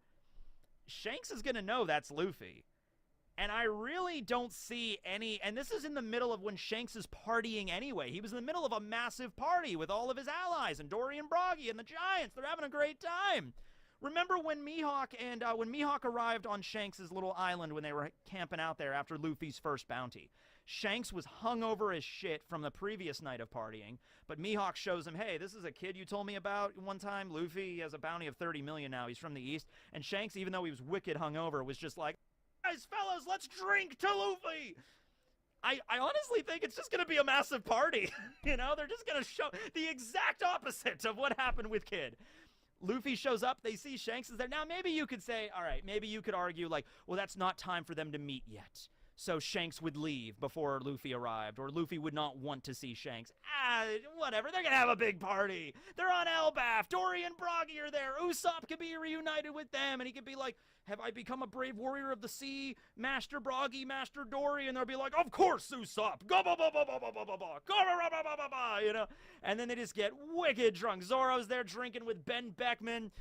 Usopp reunites with his dad, you know? And it's just this massive party on Elbaf that even lasts days. All of the allies are there. They're all hanging out. They're all having a freaking blast. The Straw Hats are meeting Shanks for the first time. Luffy's just like, this is Shanks. He's one that wanted me to, you know, he inspired me to be a pirate. And everyone's just having a great time. I would honestly, by the way, I would prefer that earlier. I don't want Luffy and the Straw Hats to meet Shanks like right before the end of the story. It's like, oh, Usopp reunites with his dad. Okay, there it is. Well, story's over. Now, I would like to have some breathing room beyond that. Like, Usopp reunites with Yasopp. It's really awkward at first, but then as the story moves forward, they stay in contact with one another, and it's actually kind of like, all right, so they're kind of trying to reconcile their relationship. They haven't seen each other in forever, okay? They talk about Banshina and everything like that, and maybe like a couple chapters later, even after they separate, even after Shanks is like, let's say they party for like 3 days straight, and then Shanks is like, oh, man, well, Luffy, it was nice seeing you again. You have built an amazing crew. You are truly a great pirate. You are standing with me as an emperor. You know, I don't think they would fight right there. I don't see any reason why they would, but it might be a thing that's just like, okay, we're rivals here.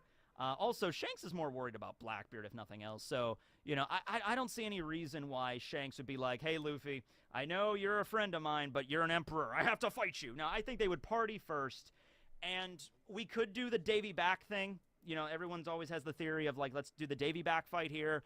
We could do that. I could easily see a Davy Back happening at Elbaf. I would love that. Or it could be a thing where Shanks is like, I gotta go deal with some other shit. I have to deal with this guy named Bartolomeo or whatever.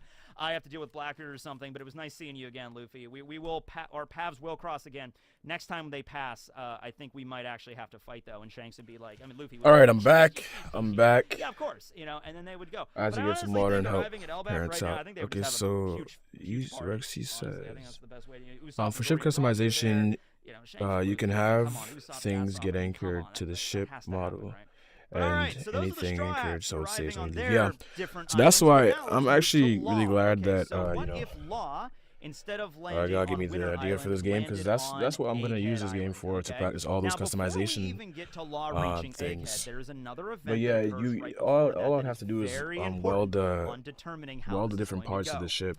I'm still practicing that. I kind of have an idea of how it would go, and I implemented that idea into this game. And I'll show you when I'm testing out the cannons, but that's what I have. That's kind of what I did. But yeah, you would have to weld it though. If you anchor it, then the ship can't move. But yeah, you're on the right track. And again, just let me know if you guys can hear me, because sometimes my mic is weird. And then the other Straw Hats, that's when the Sea Beasts come out, and then Vega Force 1 appears, Lilith arrives, and then they go back to the island to meet Shaka.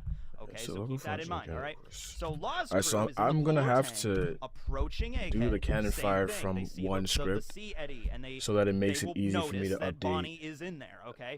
So do they rescue Bonnie? I'm going to have to change the ship do. Yes, I don't see any reason why Law would not rescue a drowning child, okay? Like, and also...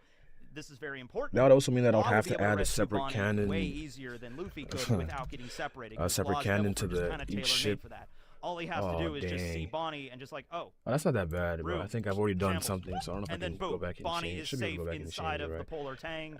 If I go back to fine. Dingy, okay, they don't get Law doesn't get separated from the rest of them or anything like that. Okay, ship purchasing, even if Bonnie create that, like falls into the water, they're in a submarine. Okay, so they'll be like, same thing when Luffy fell in the water at Wano. It's just like, oh, there's okay, we'll just pull her in. Okay, there you go. And then they save Bonnie. Okay, that's very, very important because the next thing that's going to happen is the Polar Tang is going to be surrounded by the Sea Shark, Sea Beast, all that kind of stuff, right? Lilith arrives in Vega Force 1. Yes, I'm gonna have to do configuration. I'm gonna have to do ship data. And I'm gonna have to go back Shaka to specifically wanted to meet purchase with the Straw Hats, and the reason for that was probably for two main ones. Purchase Luffy was ship. the son of Dragon. Dragon is an acquaintance of Vegapunk, so obviously, you know, Shaka Vegapunk wants to meet Luffy, but also Robin. Shaka specifically wanted to talk to Robin about the events at O'Hara and what was happening there. The with first one is going to be ship name, obviously. Void Sentry, what Robin knows. I need to stop saying obviously. I know it's not. So that was the reason why Shaka kind of interrupted name. Lilith and was like, "Hey, don't attack the Straw Hats. Bring them to the lab. I need to talk to them." Okay. Now the same exact thing would not happen with Law. Then I'm gonna have to do the health. I mean, I can see Law and Vegapunk getting along, but would Shaka allow them on the island? Is the question. Okay. I would say if it was just Law and the Heart Pirates by themselves, maybe Law could persuade them. Maybe Law could be like, "Hey, whatever. I want to talk to Vegapunk about something important." I feel like Law could at least have a few questions to Vegapunk. This is gonna be whatever. But more importantly, Bonnie's with them this time. They didn't get separated from the rest of the crew. Bonnie, I didn't even. Vega Force 1 pops out, and Lilith arrives, and everybody like is surrounded by the CBs. Bonnie's right there alongside. Okay, so then the max health. Lilith sees why would that be a value? Shaka knows. They all know who Bonnie is because Vegapunk knows who Bonnie is. They all share a mind. I mean, I think at that moment, Shaka would be like. I don't know, maybe it does. The main body's probably maybe. I think for add-ons, they might bring them to the lab. Now they might increase security a little bit more here because they're not as trustworthy as like Shaka's not as trusting. Even with the Straw Hats, he magnetizes the Dom shoes to the floor. So maybe a couple of the pacifistas are in town, kind of making sure. Maybe they kind of like, hey, all of the personnel, all of the scientists working on the island, maybe go inside for a couple of minutes. We're having some questionable characters arrive on the island, so they go in. Maybe the Mark IIIs are there. Maybe they don't release all 50 Mark IIIs, but maybe they have like a couple of Mark IIIs just there, just kind of making sure that. I don't think Law's crew would start anything. I really don't. I think Law's crew would be very respectful. Bonnie's there with them, and they would go to meet Vegapunk. Okay, and then I think a lot of that conversation would, of course, be Bonnie trying to go after Vegapunk to assassinate him. But maybe Law could actually work as a mediator here, honestly, where Bonnie's there and she's like, "I want to kill Vegapunk," and then Lilith's like, "This lady's telling me she wants to kill the Stella." Originally, I made this. Let her on the island, but Vegapunk would be like, "Oh, I made this in the script, but because that I have to talk to her about some stuff. It is rather important about Kuma, about her father, right?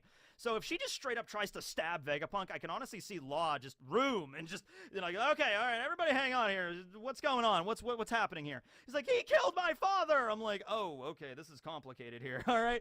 So Law ends up being a therapist and working out the whole Vegapunk Bonnie thing, using his abilities to physically make sure they can't like attack, like Bonnie can't attack. But considering Law Law talked to Robin a lot about the road poneglyphs and everything, and he knows a little bit. He's, Law is very interested in the Will of D and the Void Sentry and everything. There are definitely, those are the things he would ask Vegapunk about. Those are the questions he would ask. Now, you still have Cypher Pole. Here's the crazy thing. Cypher Pole Zero, Marines, Gorosei, all that stuff happening, and York being the traitor, all of that is completely independent of the Straw Hats, for the most part. Because the Straw Hats arriving were not in the original plan of the Marines, but they were planning this operation weeks before the Straw Hats arrived. That was like a last-minute addition. So all this stuff's still going to happen. Lucci, Stussy, Kaku are still going to arrive on the island. So I think Law's going to first go, and instead of the conversation about the Void Sentry, it's going to be Bonnie talking to Vegapunk, Law being the mediator. That's when Cypher Pole Zero attacks the island, okay? And they're going to have S-Bear with them, S-Snake, S-Hawk. The other Seraphim are going to be activated. Law might have to, maybe deal with Kaku and Lucci a little bit. And it might have to be a thing where the situation's getting kind of dire, and Vegapunk might look to Law and be like, Trafalgar D. Law. Well, I guess he doesn't know maybe Law might tell me. Trafalgar D. Walter Law. We've never met before. We're basically enemies, but would you help me defend this island of the future, Law, I think, would go along with that, especially if Vegapunk talks about the medical research he's done and, like, the organoids and everything, just, like, the replacement organs. If Law learns about that stuff, I could feel like he at least, while he might not be, like, Vegapunk's best friend or something, like, he would understand one doctor to another doctor kind of situation, kind of like, this island's very important to the future and medical research and science and everything like that. I don't want this place to be destroyed. And just like how O'Hara was Buster called, Law comes from a town that was annihilated in a similar way, Flevons.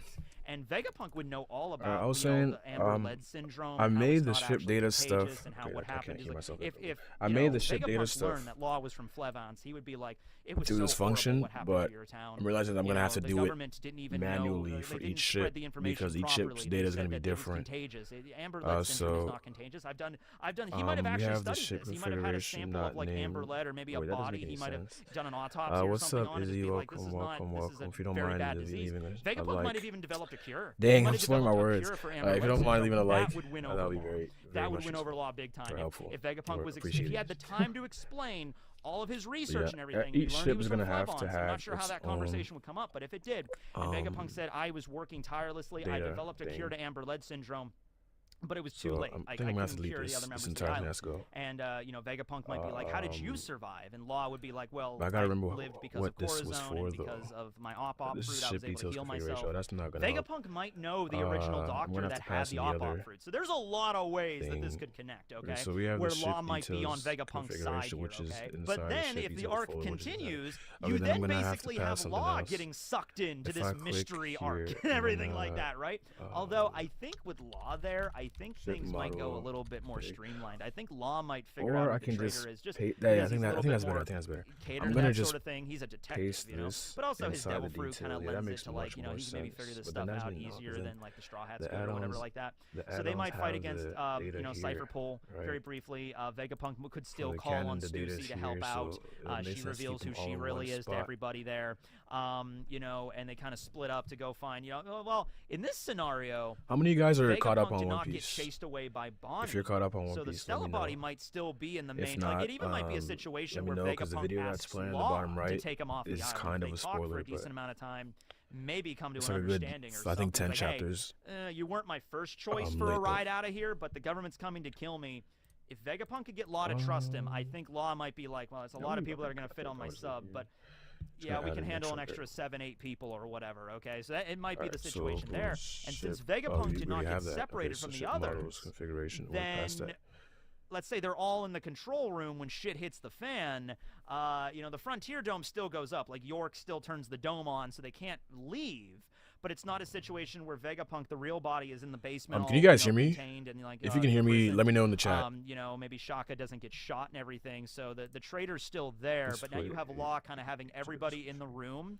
And it's like nobody's leaving this room until we figure out who the traitor is. Law, I think, would be one of the people that would figure out immediately it's one of the Vegapunks. You know, I think it's just like, wait a second.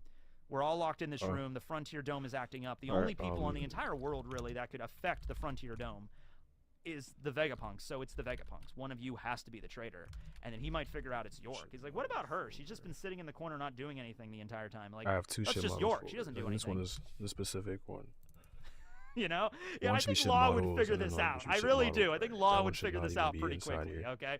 And so then you kind of have a whole, like I said, I can't go much beyond that. I don't know what's going to happen after that respect, but like, I could see Law figuring out the mystery pretty quick, and then maybe they disable York. They still have to deal with the Seraphims. So you'll have Law, you know, fighting against S-Hawk or whatever. That would be a cool fight.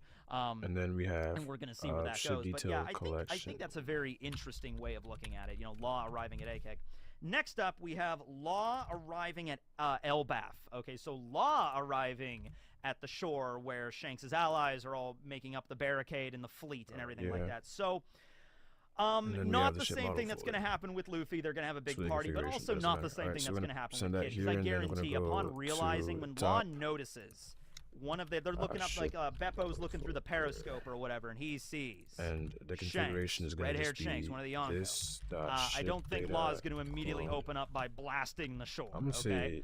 If not, I question whether or not Law would even want to fight him. He might just be in the polar tank, just approaching Elbaf and being like, "This, we can't deal with him right now." Okay. Now that's granted a rather boring outcome. You know, Law just doesn't go. He just turns around and just like goes somewhere, go around Elbaf. You know, that might legitimately happen though. It is boring, but I could see Law doing that. The more level-headed one, like, nah, there's no way.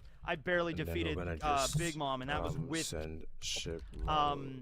There's no way I can take down one of the members of the Yonko by myself. Like, this is just not happening. Okay. He kind of ran into it with Blackbeard. Right. He didn't really know Blackbeard was there, but if he could look through the periscope and see that Shanks' ships and his fleets are all there.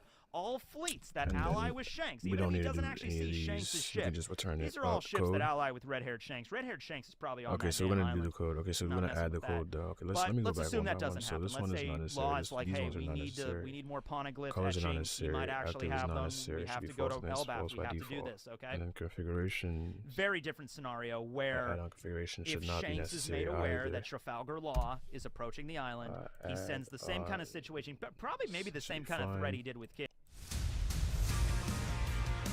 I'm gonna have to delete the other ships when I go back to test. I think it should be the same. Alright. You know, drop your shit and leave. You know, kind of the same thing. The difference is Law would listen. Law would wait for Rockstar to arrive to do parlay, and Rockstar would give the offer to Shanks. I mean, Rockstar would give the offer to Law from Shanks.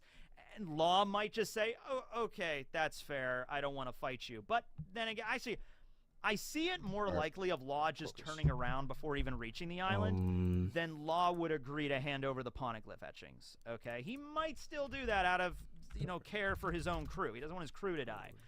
But maybe they organize a thing where it's like, well, how about me and red-haired Shanks have a duel? And Rockstar would be like, yeah, well, he would definitely want to duel you. So it would be a much more respectful, kind of honorable fight.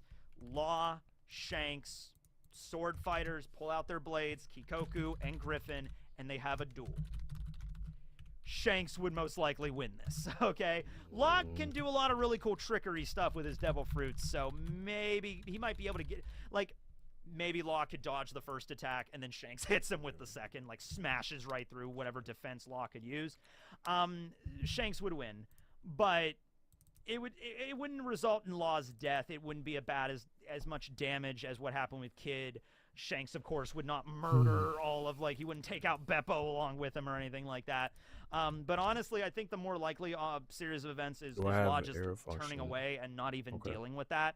Or having a duel and losing, and then retreating after that, losing their poneglyphs. And Law might see this all ahead of the game. He might be like, all right, if I go in there, we fight Red Hair. All right, cool. Red Hair's an honorable guy. So he will probably agree to a battle with me, but I don't think I can win. I don't think I can beat him. I do have my Awakening. He has K room, R room, all those different kinds. Maybe I could do something to kind of... It's too much of a risk. So it's either Law gets cut down by Shanks, loses all poneglyphs, and then retreats with his crew intact, or Law just doesn't go to the island. He just sees Shanks' fleet and just is gonna go back to the cannon fire.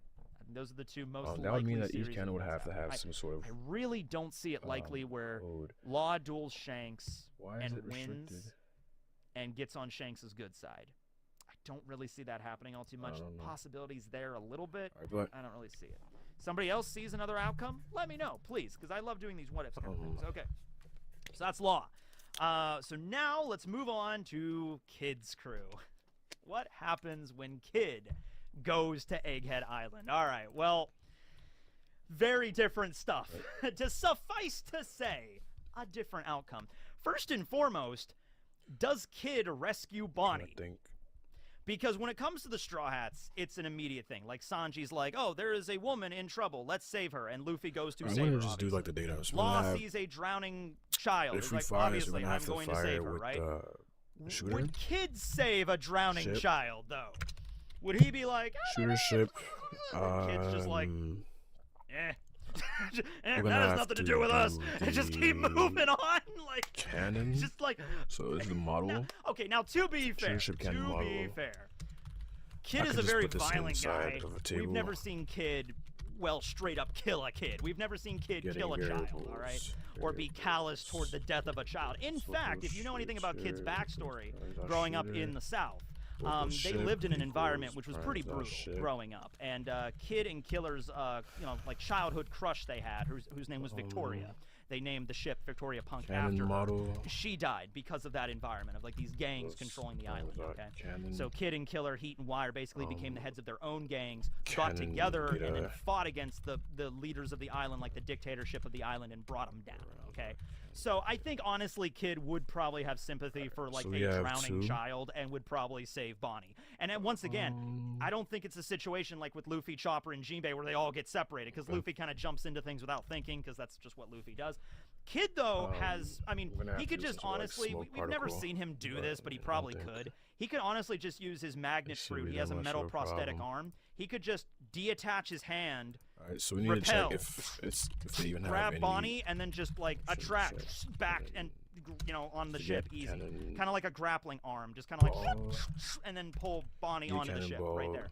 Right. I guess he could use his assign as well. That's kind of using an awakening right out of the gate, which you don't want to use your awakening because it drains a lot of stamina. But he could activate his awakening, use assign on Bonnie, give her the north charge, and then I don't think he can assign himself, but he could assign like Killer the south charge. And then Bonnie would just zip, and then Killer would grab her, and then she'd be safe on the deck of the Victoria Punk. And once again, they would not get separated, okay?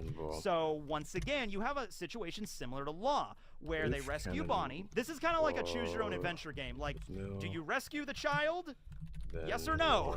Because the outcome's going to be different on which you chose. This is like if you're playing D&D, and you're walking, like your players are walking through town, and you're like, there is a dying man on the side of the road on your way to town, and he's just like, please help me. And it's like obviously an adventure hook, and the DM is like setting this up, like, oh, they're gonna talk to the old man, they're gonna save him, and that's the adventure. They're gonna get the quest, they're gonna get set up on. But instead, the party is just like, nah. Okay, and then just leave, just walks by the old man, just walks by. I'm just like, whatever, it doesn't involve us, and just, all right, I'm gonna figure out a new way to do this. Okay, so let's just do that, all right? If Kid saves Bonnie, same thing with Law. Lilith comes out. Normally, they would just be attacking Kid. Now, Kid, like to be fair, he might start blasting before Lilith even shows up, before Vega Force 1 even arrives. Remember the way that Vega Force 1 arrived, though. It literally, that is a huge robot. It picked up the Sunny. Okay? The Sunny is a big ship. Victoria Punk is bigger, but literally this robot just picked up the Sunny out of the water. So be a little bit of a heavier load for the Victoria Punk, but I think Vega Force 1 could still lift it up. You know what I mean? It would be about like this big, probably. So getting Cannonball, okay? But Vega Force 1 could do that, so Kid might not, like, oh, this is a lot of, wow, all the Sea Beasts, and then Vega Force 1, and then Lilith comes out or whatever, right? But assuming he doesn't open fire right away, or he's like ready to open fire, but then Lilith sees Bonnie on board, and then relays it back to Shock and everything. Now, even with Bonnie on board the Victoria Punk, I could see Vegapunk being very hesitant about allowing Kid's crew on Egghead. Like, that's a big one. Luffy, he wanted to meet Luffy. Law is an enemy, but he's not known to be an overly violent man. He just sent 100 hearts to the Marines, so maybe, yeah. But Kid is the guy that is known to start blasting, burning town down, murdering people left and right, all up and down the New World and the Grand Line, the whole thing, okay?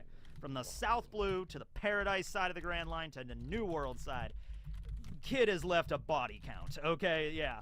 So even with Bonnie being on that ship, I really don't think they're going to let Kid on the island. Maybe they do, but they're just like, all right, here's the deal. Do you agree not to kill anybody? And Kid's just like, now what? Here's another thing, too. What would Kid even want? We have to actually fire the cannonball, right? He wants the last road poneglyph. He wants the man marked by flames. So Vegapunk might know that. So what I named, I named one cannon fire, toxic cannon fire. So Killer, maybe Kid doesn't come up with this on his own, but maybe Killer kind of is just like, hey, dude, we should probably, like, these are scientists. These aren't other emperors. These are just scientists doing their science thing. Maybe we should hear him out here. Okay? I could see Vegapunk being like, all right, here's the deal. Because the Stella body would want to speak with Bonnie. about crew All right, so length. we That have is really spaced. Right, I'm gonna not space that out. Vegapunk, by the way, did not know Bonnie was on the island until she arrived and started hunting him or anything. So, you know, it wasn't like Vegapunk knew Bonnie was arriving, because that was the whole thing. Bonnie wanted to like take him by surprise. And I don't know how so that's gonna work they wouldn't know about when that it's before she arrived translating. on the ship. Okay. I might just underscore it. To what be if honest. Vegapunk or Shaka, more specifically, what if Shaka's like, all right, here's the deal. We'll let him on the island. I'm gonna just tell leave them it they as can dock their ship underscore at the port. is- We evacuate all of, like, we lock down all of the factories, all of I'll leave it as that. So just Cannonball and then scientists, another one. even more so than with Law. Yeah. Maybe they do release, Alright, maybe not all 50 of the Cannon Mark fire. IIIs, but they get maybe a good 20, If 30 of those Cannonball, things so activated, Cannon, kind of like if Cannonball, really, like, well, level, like, if well, Law I do this- arriving this- is level this 3 doesn't matter, to be security honest. from, like, 1 to 10, Kid arriving is probably like level 8. Cannonball, You know what I mean? We're goddamn really gonna equals ratchet up this. the security protocols here. And I'm thinking Shaka might have a stipulation. Kid can only be on the island if he wears sea stone cuffs. Else if Cannonball got named. That's gonna be rough. I could see them taking those level of security measures, because if not, it's an all-out battle. Okay, we're not letting you on the island if so not. I'm gonna Now, just take this part out. because there's no emperors here, but Vegapunk does work for the Marines. Actually, they're both keep that gonna in have mind. one. But there's no Yonko to fight.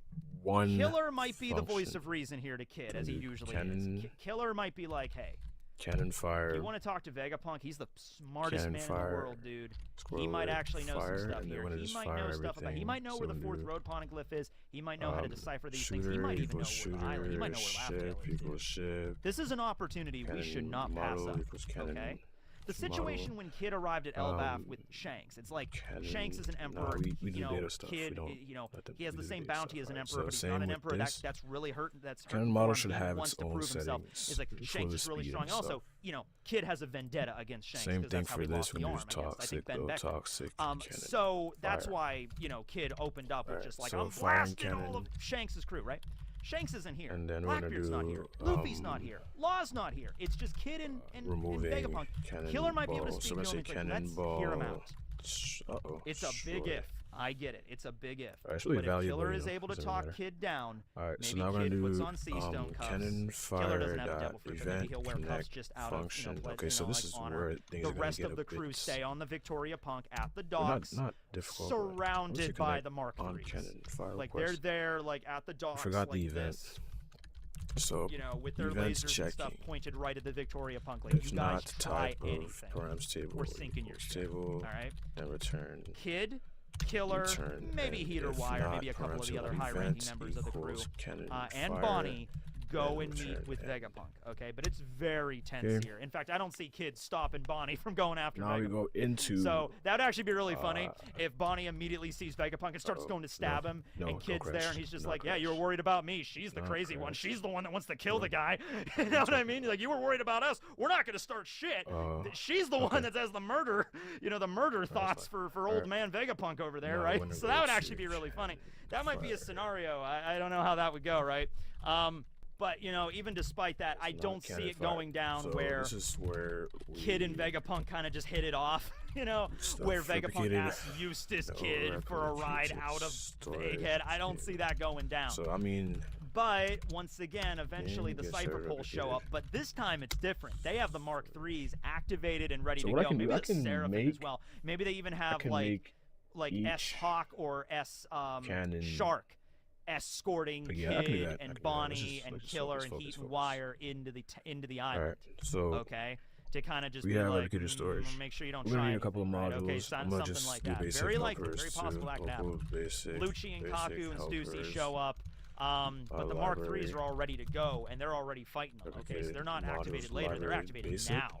Okay, so Alright, that kind of constraints, adds a whole nother layer of security there. Then you have Rob replicated Lucci and everybody storage, taking on like at least models, maybe 20 of these libraries, things. Like that's going to be a problem for Cypherpole, constraints. right? I think the stuff with York goes off for the most part. I don't think Kid and Killer are going to figure out that she's the traitor. So that stuff, You if can use anything, this body might actually movers, help but York. Because Kid they is even said body more movers like can battle hungry than like sometimes, Luffy and stuff is. So it might be more chaos that York can take advantage of here. So that could be a problem as well.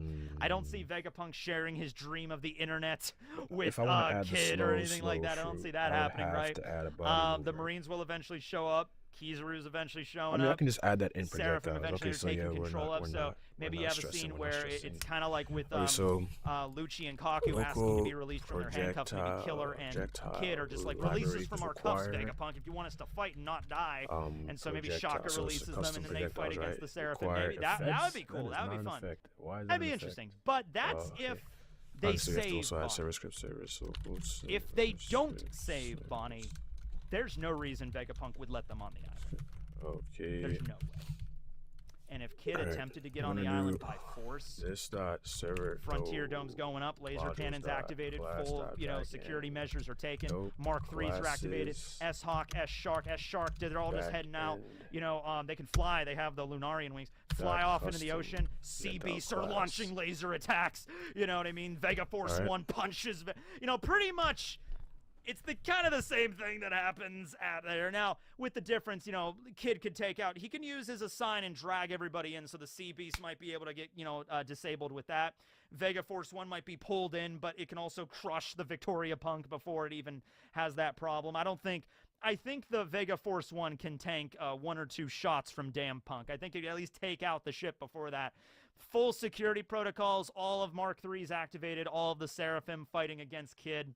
I think Kid is kind of done. I don't think he can fight back against that. All right, he'll be able to put up more of a fight than he did against Shanks. Absolutely, all of his crew fighting together. They could definitely do some stuff against the Sea Beast, Vega Force 1, the Seraphim. But they're up against an army of all 50 Mark 3s. Oof, that's gonna be rough. They're not gonna be able to reach the lab. If the Frontier goes up 100%, there's no way Kid's busting through that. So, I don't see that going down. And then it's even more chaos when Cypherpole actually does show up. I'm gonna have to do the explosive. Dude, I don't know about that. I don't know if it's like they're in the middle of like Kid and the Vegapunk security forces in the middle of a fight, and then Cypherpole shows up in the middle of that melee. I could see Lucci taking more advantage of that and sneaking onto the island while that chaos is going on, rather than them getting involved with that. I could see, the Kid pirates are fighting splash too. Okay, so explosive. explosive. We're just gonna go around the island and we're gonna sneak in. Explosive yeah, controllers. I see that happening instead. So, that's much more insane. So the last one is what if happens if Kid arrives at Winter Island to face off against Blackbeard. This is a long video, but it's important that we discuss. Replicated swords, controllers. So in that instance, we got we still have Blackbeard less than half of his crew, but you also got to remember, while Kid's crew is probably more suited to fighting and more powerful than I'd say in general, because he has more members. He has 32 members on his crew. Law only had. Michael, I just wanted to say 20. They might be on average a little stronger than Law's crew, but probably not by much. They got Gig, they got UK, they got all these other members, Bubblegum, all the members of the Kid crew. So, let's say Kid opens it up the same way that Law and Luffy did in this version. He uses his Awakening. He uses a sign on Blackbeard and activates, Punk Crash, and then slams Teach right into the ground. He's, what the hell's that? Is that an Awakening? All right, so it kind of opens up the same way. Kid fights against Blackbeard. Let's say Killer goes up against Burgess, I guess. I thought about Killer going up against Augur, but it doesn't really work because he's not long range. I also don't see Killer going up against Doc Q or Stronger. I think Killer would go up against Burgess. And then you have just Heat and Wire. That's the thing. Heat and Wire are strong members of the crew. Maybe I could see Heat leading a certain group of the Kid Pirates against Augur, and then Wire leading a certain member of the other half of the crew up against Doc Q and Stronger. So let's say there's 32 members of the crew total. Kid and Killer fight against their respective opponents. Heat takes 15 members of the crew, fights against Augur. Wire takes the other 15, fights against Doc Q and Stronger. Oh my goodness. I don't see the Kid crew really winning this. I really don't. I think in this case, they're gonna be overwhelmed. I think Augur and Doc Q might have a pretty good shot. Oh, by the way, Doc Q uses the Rule 63 stuff. Here's Eustace Kid drawn Rule 63. There you go. You have it right there, just like with Law. He drew, Oda drew all the supernovas, all of the Striats, all of that already like that. So, I think this fight is probably going to be more or less, honestly, the way the fight with Law is going to go right now. And we don't know, by the way. We don't know the outcome between Law and Blackbeard, but the general consensus is So Law's if I not take going to be Barrel able to and I straight make up it the beat same Blackbeard, or maybe orientation, force him into retreating. Blackbeard might have to leave for another reason, or I mean, it might be a thing where Blackbeard might actually be able to. He might have stolen the op fruit. Like, we don't know yet. It is a distinct possibility. Same thing here with Kid. It's going to be similar where, you know, Blackbeard, after a little bit of a tough fight, manages to actually steal Eustace's magnet fruit. Maybe not, maybe Blackbeard wouldn't take that fruit for himself because the op fruit definitely is really useful. Well, you know, Blackbeard might not take the op fruit for himself because if Blackbeard wants the Eternal Youth surgery, he can't do that for himself. He has to give that fruit to somebody else and then have him perform the surgery on him. Okay? Oh, I just realized, what if he could, well, Law would never do it under any circumstances, even if he was coerced, but, like, maybe Teach was, like, the idea is, like, Law performs the surgery on Blackbeard, makes him immortal, and then when Law dies, Blackbeard gets the fruit anyway. Might be something like that. But he would still get the magnet fruit, and he could give it to one of the members of his crew, like Pizarro or somebody, if they don't have devil fruits already. I don't think they would care about pudding. Kid has never met pudding. He doesn't give a shit about pudding. I don't see any reason why. Kid literally just does not like pudding, like the food. He just hates pudding. It's just not, he's not a fan, you know? So I don't think he would care about pudding at all. But it would be all out melee. It would be like, you know, maybe not even a sign. Maybe Kid opens up with like Blackbeard's flying down on Stronger and, you know, Doc Hughes there. And then that's when Kid opens up with, damn punk, bam! And then Blackbeard's like, say ha ha, getting right to it, huh? Black Vortex or Quake Bubble, you know? And then it's just, that is chaos. It's just massive melee right there on the island. Don't think Kid would be obliterated as quickly as it was with Shanks. But still, the fight would probably end in Blackbeard's favor. That's my best guess. So, that's that. I think that's all of them. That's the 6 different outcomes. Straw Hats with Winner and Elbaf.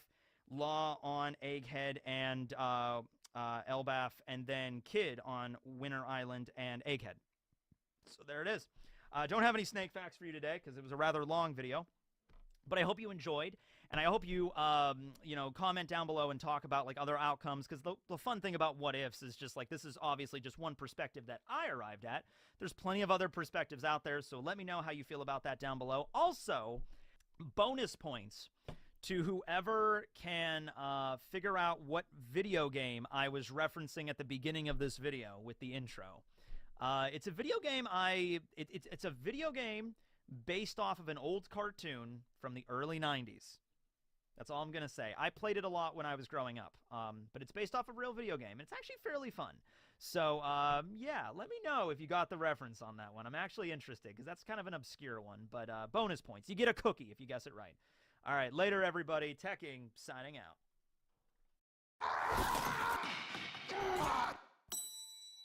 WGX! Sorry, Sue, I can't get the Wi-Fi. No one can. We got rid of cable internet. Rising prices. Woo! Oh, yes! Hello, everybody! Happy New Year! 2024! My goodness, there's already been 2024 years total.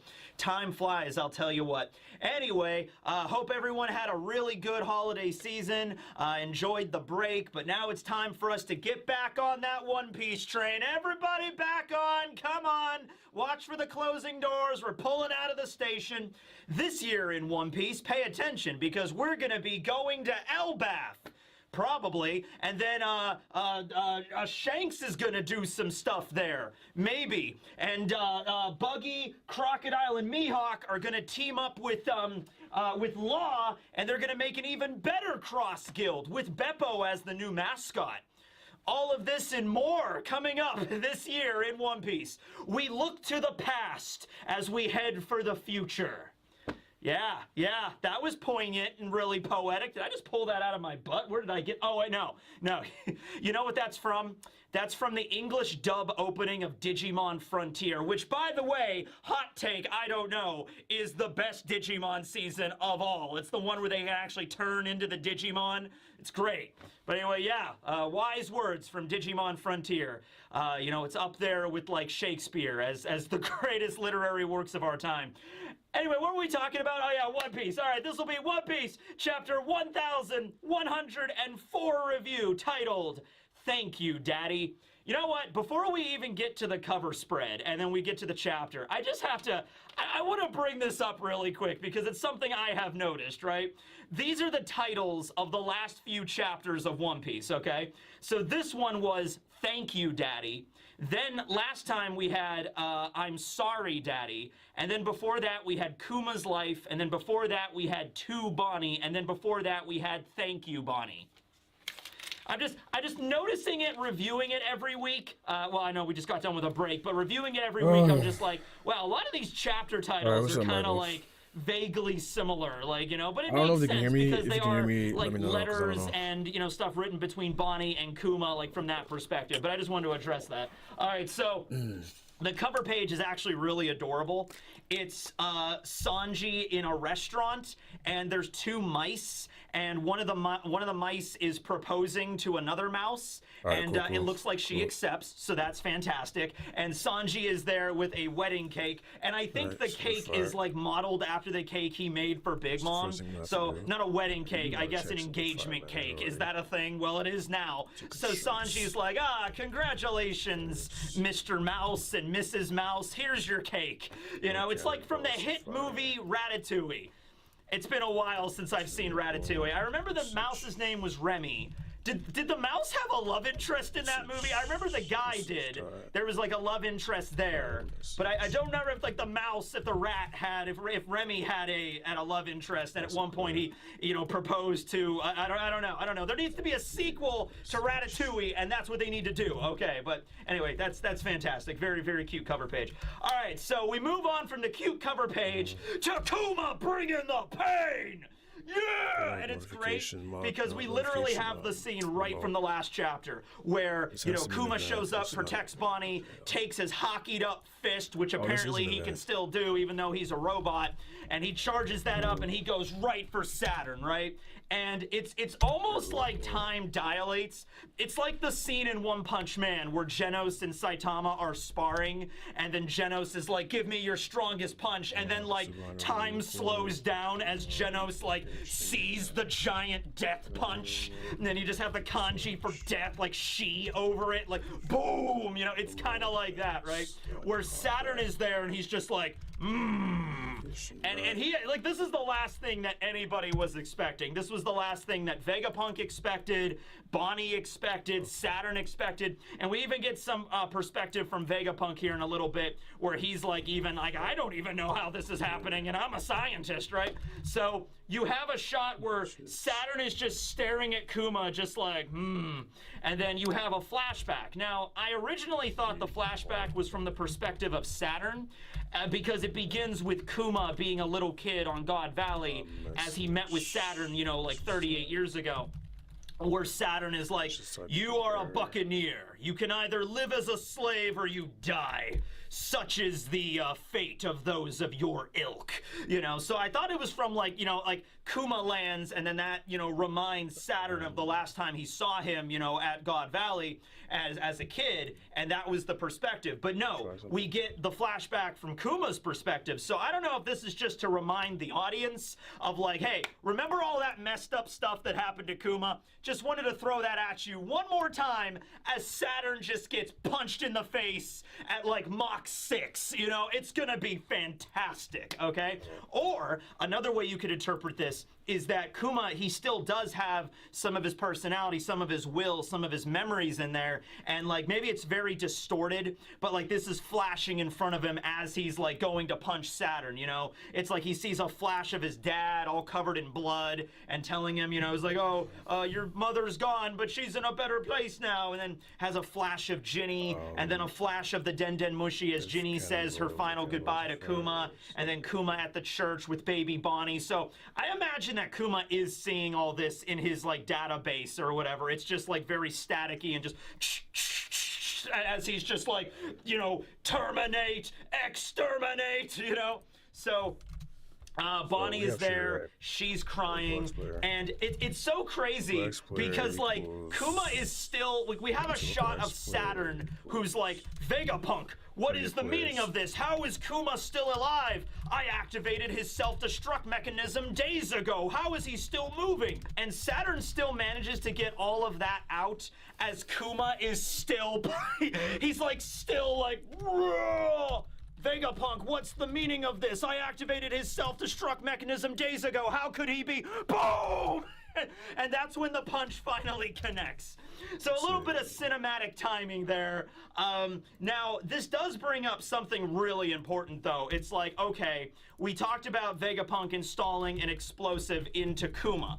And so I immediately went to, like, the Hunter x Hunter, Isaac Netero, you know, poor man's rose bomb, you know, where Kuma's gonna grab onto Saturn and then detonate. So we're going to find out that that's actually not the type of bomb he placed in Kuma. He actually didn't place a bomb at all. But that'll make sense in a moment. But one thing that was like a big deal was like, well, wait a minute. If Kuma had this self-destruct mechanism inside of him, why wouldn't they have activated that already? Like, Kuma was taken by the Revolutionary Army from Marie Joie, so you would assume that, like, the moment that Kuma was taken out of Marie Joie and was, like, away with the revolutionaries, that would be the moment where if there was any kind of bomb or self-destruct mechanism in Kuma, that's the moment they would have activated it, right? Where Kuma would have been at Kamabaka or something like that. And, you know, best case scenario, you also take out a bunch of the revolutionaries. Vegapunk's going to explain the exact nature of the mechanism, but Saturn really did think it was a bomb. And so he was just like, what's the meaning of this, Vegapunk? As soon as Kuma left Marie Joie, I activated the self-destruct. How is he still here? You know? Also the idea that, like, while he was, like, invading Marie Joie the second time and storming through there and fighting Akainu and everything like that, you'd think that it would have been activated then if it had any ability. So it was activated. Saturn did trigger it. It's not a bomb, but it is a type of kill switch that was designed to, like, terminate all of his life functions. All right, it was like the permanent off button, okay, that was going to destroy his circuitry, so not the big kind of kaboom. But even so, whether or not it was a bomb or not, it didn't activate when triggered, okay? So that's important. Oh, by the way, so a couple of people have mentioned this, and I had to go back and look into it. So when Kuma was fighting Akainu at Marie Joie, he really got messed up. Like, part of his face was burned off, and I believe, I don't know if it was both of his legs, but one of his legs definitely got melted by Akainu's magma as he, the way I seem to be remembering it was like he was in the lava and then he rocketed away, and then, you know, he landed here, and Kuma now has both of his legs back, and his face does not seem as burned as it was when he fought against Akainu. I have a feeling that's just an error on Oda's part. I don't see any mechanism on how he could, like, get his legs back while he was traveling, because he went from, like, Marie Joie straight to here. Unless, you know, he stopped at some point to, like, patch up his body, but I don't know if he would have done that. I feel like he was heading straight here out of, like, parental instinct, you know? But anyway, so, Saturn is confused, everybody's confused, Vegapunk, Sanji, Frankie are confused, but we just have this awesome one panel where Kuma is just... What's going on?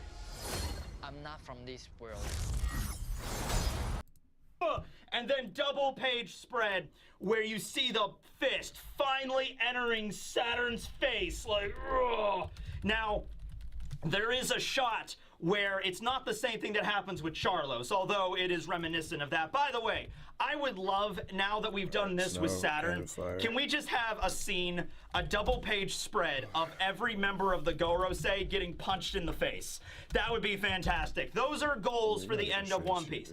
I don't care what the One Piece is. I don't care what the Void Century is all about. All I care is that every single one of the Gorosei, keep in mind, this is just Saturn. All that stuff about Kuma's backstory and how messed up Saturn was, that was one of the Gorosei. Oda has to now top it. Maybe Saturn was the best out of the Gorosei. Maybe he was the nicest one. So every other Gorosei we're gonna learn about, oh wait till we get to Marcus Mars. Wait till we get to Top Man. Oh, Top Man is the most messed up out of all of them. And then Eam is even more messed up out of all of them. So you got like 5 other characters that Oda's like, oh, if you thought Saturn was jacked up, get ready.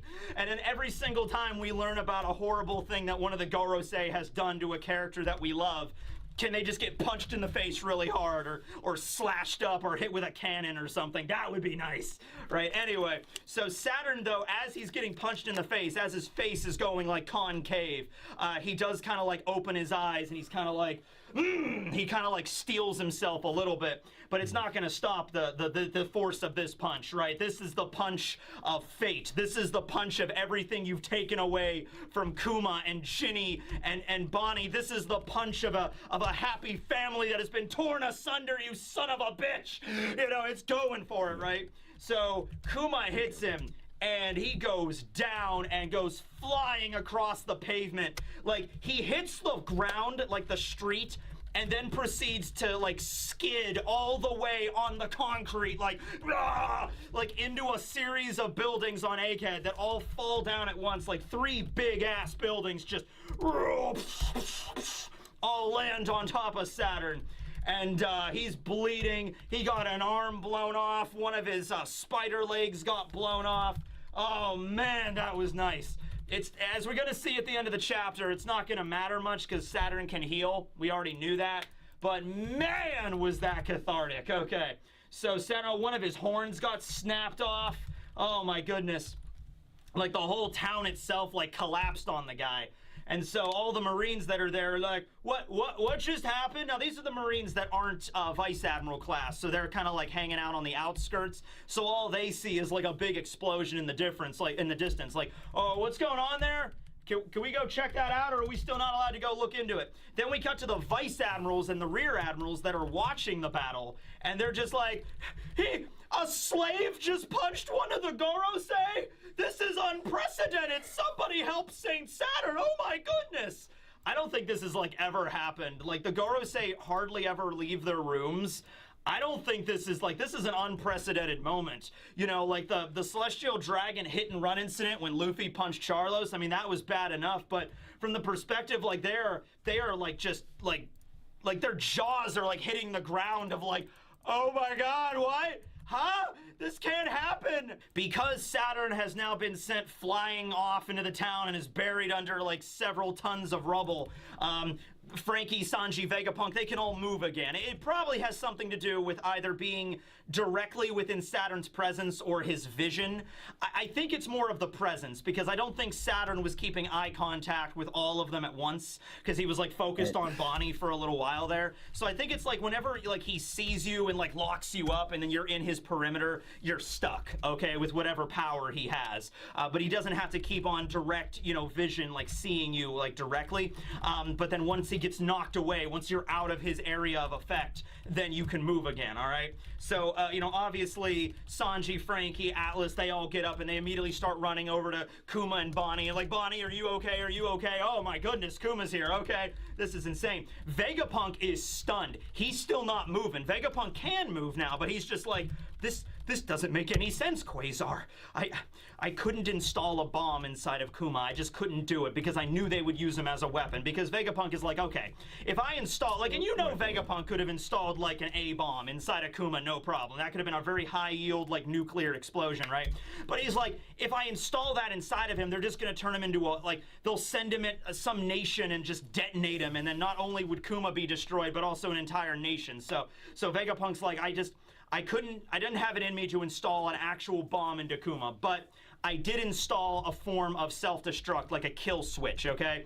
Anybody that knows about computer programming and you know, I don't know, you could probably let me know about this, but I'm gonna assume it would probably be feasible to install something like that, where if you push a button, maybe a circuit gets fried somewhere, or there's something inside of the computer itself that like ruptures in like a chemical or something. There's like a tube, you push a button and the tube shatters and it's a chemical that like destroys all of the machinery and everything inside of a computer, and basically just, it's like a kill switch, right? Something like that. So not as Isaac Netero as I thought it was going to be. Like, Kuma's just like, you have been terminated, Saturn.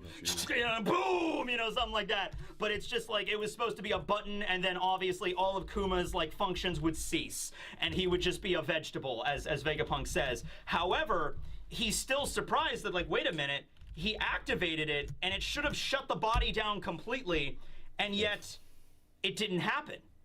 Kuma's still here, which means that the command didn't work. And Vegapunk knows that he programmed it right. He's thinking to himself here, like, I programmed that into Kuma.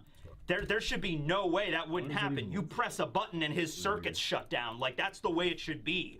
So now, I made a video about this earlier in the week where I was talking about, like, you know, how did Kuma arrive here? Because there was a lot of theories revolving around, like, the necklace, and like, oh, maybe the necklace was a homing device, or maybe Vegapunk programmed some of his personality into Kuma, or like, oh, come to save Bonnie or whatever. But no, the ultimate realization I had is, like, what if all of that was a red herring, And the overall message that Oda is trying to convey here is that true love or will or parental instinct can never be overridden by any form of science. And even Vegapunk says, like, this might be, like, beyond science. Okay, you know, the idea that the parental protection instinct that Kuma has for his daughter is stronger to override any command hierarchy or self-destruct mechanism or anything, you know. So Vegapunk's kind of coming to terms with that, like, okay, Quasar, it seems like true love can override science. That's good to know. Make a note of that. And that ties back to, honestly, just the episode we just had in the anime where we had the robotic shark and Lilith comes out of Vegaforce 1 and she's like, no matter how much, you know, cybernetics we add to these sea beasts, they will still have a will of their own from the time, like a raw instinct, a primal instinct from before we converted them, you know? Vegapunk even brings up here something about the Buccaneers. He says, you know, the Buccaneers were mentioned to have many special characteristics beyond just their strength. You know, the fact that they're really big and they had giant blood and they're really strong, we already knew all of that. But Vegapunk was like, there's another aspect about the Buccaneers that has yet to be mentioned, and he trails off so we don't actually know about it. But what if it had something with a willpower, you know, something like, after all, your people once ... That might be referring to Joy Boy. It might be referring to, like, Joy Boy was a Buccaneer, so Joy Boy once, you know, fought against the world government, and maybe the trait of the Buccaneers is they have the indomitable will. And that will is something that can never be shattered or broken or manipulated. So Joy Boy had it. Now, this is even before Joy Boy. It's not like Joy Boy, like, this could be the will of D, like right here. This could be this. Joy Boy didn't start it, but, like, every member of the Buccaneer race had this will that can never be broken. Joy Boy kind of just exemplified it when he fought against the world government, and that's kind of what became the will of D at that point onward, right? So Kuma has it as well. Maybe it's something like that. So anyway, yeah, Saturn got sent flying. We have Kizaru who's beginning to move again, and he's like, oh boy, it's over now, isn't it? And so he's getting up. Sentamaro's still tied up, but he's like, ah, Kuma, you're finally here. Good. We have some of the other Marines going around like, what did we just watch? Oh, wait a minute. Hey, guys, weren't you supposed to tie up Straw Hat Luffy? Where's he at? Oh, yeah, we tried. Sir, there's no easy way to say this. Your wife isn't who she says she is. I'm sorry? She's tried to do that, but we couldn't find him. What? Yeah, he was eating food over there, so we went to go and put some sea prism on him, and he was just gone. Okay? We're gonna have to get, I mean, with everything else going on right now, that honestly doesn't surprise me that much. We just had a giant robot show up out of nowhere and punch one of the Gorosei, who, by the way, turned out to be a giant spider. I was not ready for this. These Marines were not ready when they woke up this morning for this. You know, when they were eating breakfast this morning, steak and eggs, you know, we're gonna be going to Egghead today. We're gonna have a big battle. They were not expecting this, right? So, the thing with Luffy, really quick, I don't think it was Kizaru that fed him. I'm thinking I'm gonna go with the Caribou idea. Caribou was probably the one that gave the food to Luffy, because if Luffy just vanished out of thin air, I mean, I guess there is technology on Egghead that can, like, render you invisible, so something like that. Or maybe Sanji busted out the stealth black, the upgraded stealth black suit. It would make more sense if Caribou was the one that, like, gave Luffy a bunch of food and then, like, sucked him into his swamp. I know, disgusting, but it would work, you know, because he can store living things in his swamp. So Caribou could have been like, ah, yes. Now, Caribou works for somebody, and we don't know exactly who that person is. The idea was Blackbeard for a while, and it could be that. Maybe, like, Blackbeard needs this Straw Hat kid. I'm not going to let him die to the Marines. And like, no. Or it could be Morgans. You could see Caribou working with Morgans. You could see him leaking information to Big News, okay? In which case, Morgans might be like, make sure that Straw Hat doesn't die, Caribou. He's got plenty more big stories, front page newses from Straw Hat. They'll be now to the end of the century, and be like, okay, you know, and then he steals. Actually, you know, that would actually work out if Caribou, like, stole Luffy, stole him, just took him, and then went up to like maybe Morgan's vessel is somewhere around the island, and maybe they were able to get on it, and then like Vivi and Wapol would be tied into everything. That could happen too. At any rate, we have Bonnie now, so Kuma like picks up Bonnie and they're like hugging, and Kuma still doesn't, like, he's not saying anything to her. He's still a robot. It's not like, hello Bonnie, I have been programmed to be your father. You know, it's nothing like that. But Bonnie is back in her child form and she's hugging her dad. It's like, I saw your memories. Mommy was such a great person, because Bonnie had no idea about Ginny and her story. And she's like, oh, I saw all the letters you wrote to me. They made me really happy. I don't care if everyone calls you a tyrant, because you're the kindest dad in the world. You're the coolest person. I'll never forget that. And Kuma, like, Kuma's not crying. His face doesn't change at all. He just like, and just hugs his daughter, and that's it, okay? And so at that point, though, we now have, as Kuma's hugging Bonnie, all of the buildings behind them that Saturn got knocked into are just like, boom! They all get knocked back. And then Saturn is right back in front of Kuma again, stomping towards them with his spider legs. And he's just like, Vegapunk! I think you have an explanation for this. And like, as he's walking, his spider leg is like reconstituting itself. His arm just, like, we see his arm just form back into an arm, you know, just like out of the fog or whatever around him. It just reforms. It's very important. It doesn't, like, it's not like the way Piccolo or Cell regenerates from like Dragon Ball, where it's like, you know, it's nothing like that. It literally looks like there's this miasma or fog or like lightning or something around Saturn that just kind of like forms his hand back into, I mean, forms his arm back into itself. Like his arm begins to reform at different points. Like, it's not coming out of his body. It's just reforming around him. Okay, it's something that I mean, it's something to do obviously with the either a mythical zone or the powers beyond a mythical zone, like he's an actual demon, you know, that a mythical zone was based on or something. I don't know. But still, hey, we're learning some stuff about Saturn today, all right? Some things we've learned. Saturn's actual body is just as squishy as everybody else's. Like, Bonnie was able to stab him with a katana, and Kuma was able to punch him so hard it broke off an arm and several limbs, okay? So, like, if you shoot Saturn or stab him, it'll still go in. It'll still bleed. It's just the wound will heal. Okay. So, with that being said, we're on Egghead. Let's science the shit out of this. Why not? So, I'm gonna say, like, all right, I mean, like, obviously you don't have time to, like, measure things and stuff because, you know, you're in the middle of a battle. But I would argue, okay, Kuma punched him, and let's say it took, I don't know, 2 minutes for him to get back up and then heal and then be like, you know, I'm back now. Well, punch him again and see if it takes the same amount of time. And then if it does, punch him again. And, like let's say Kuma punched him 10 times.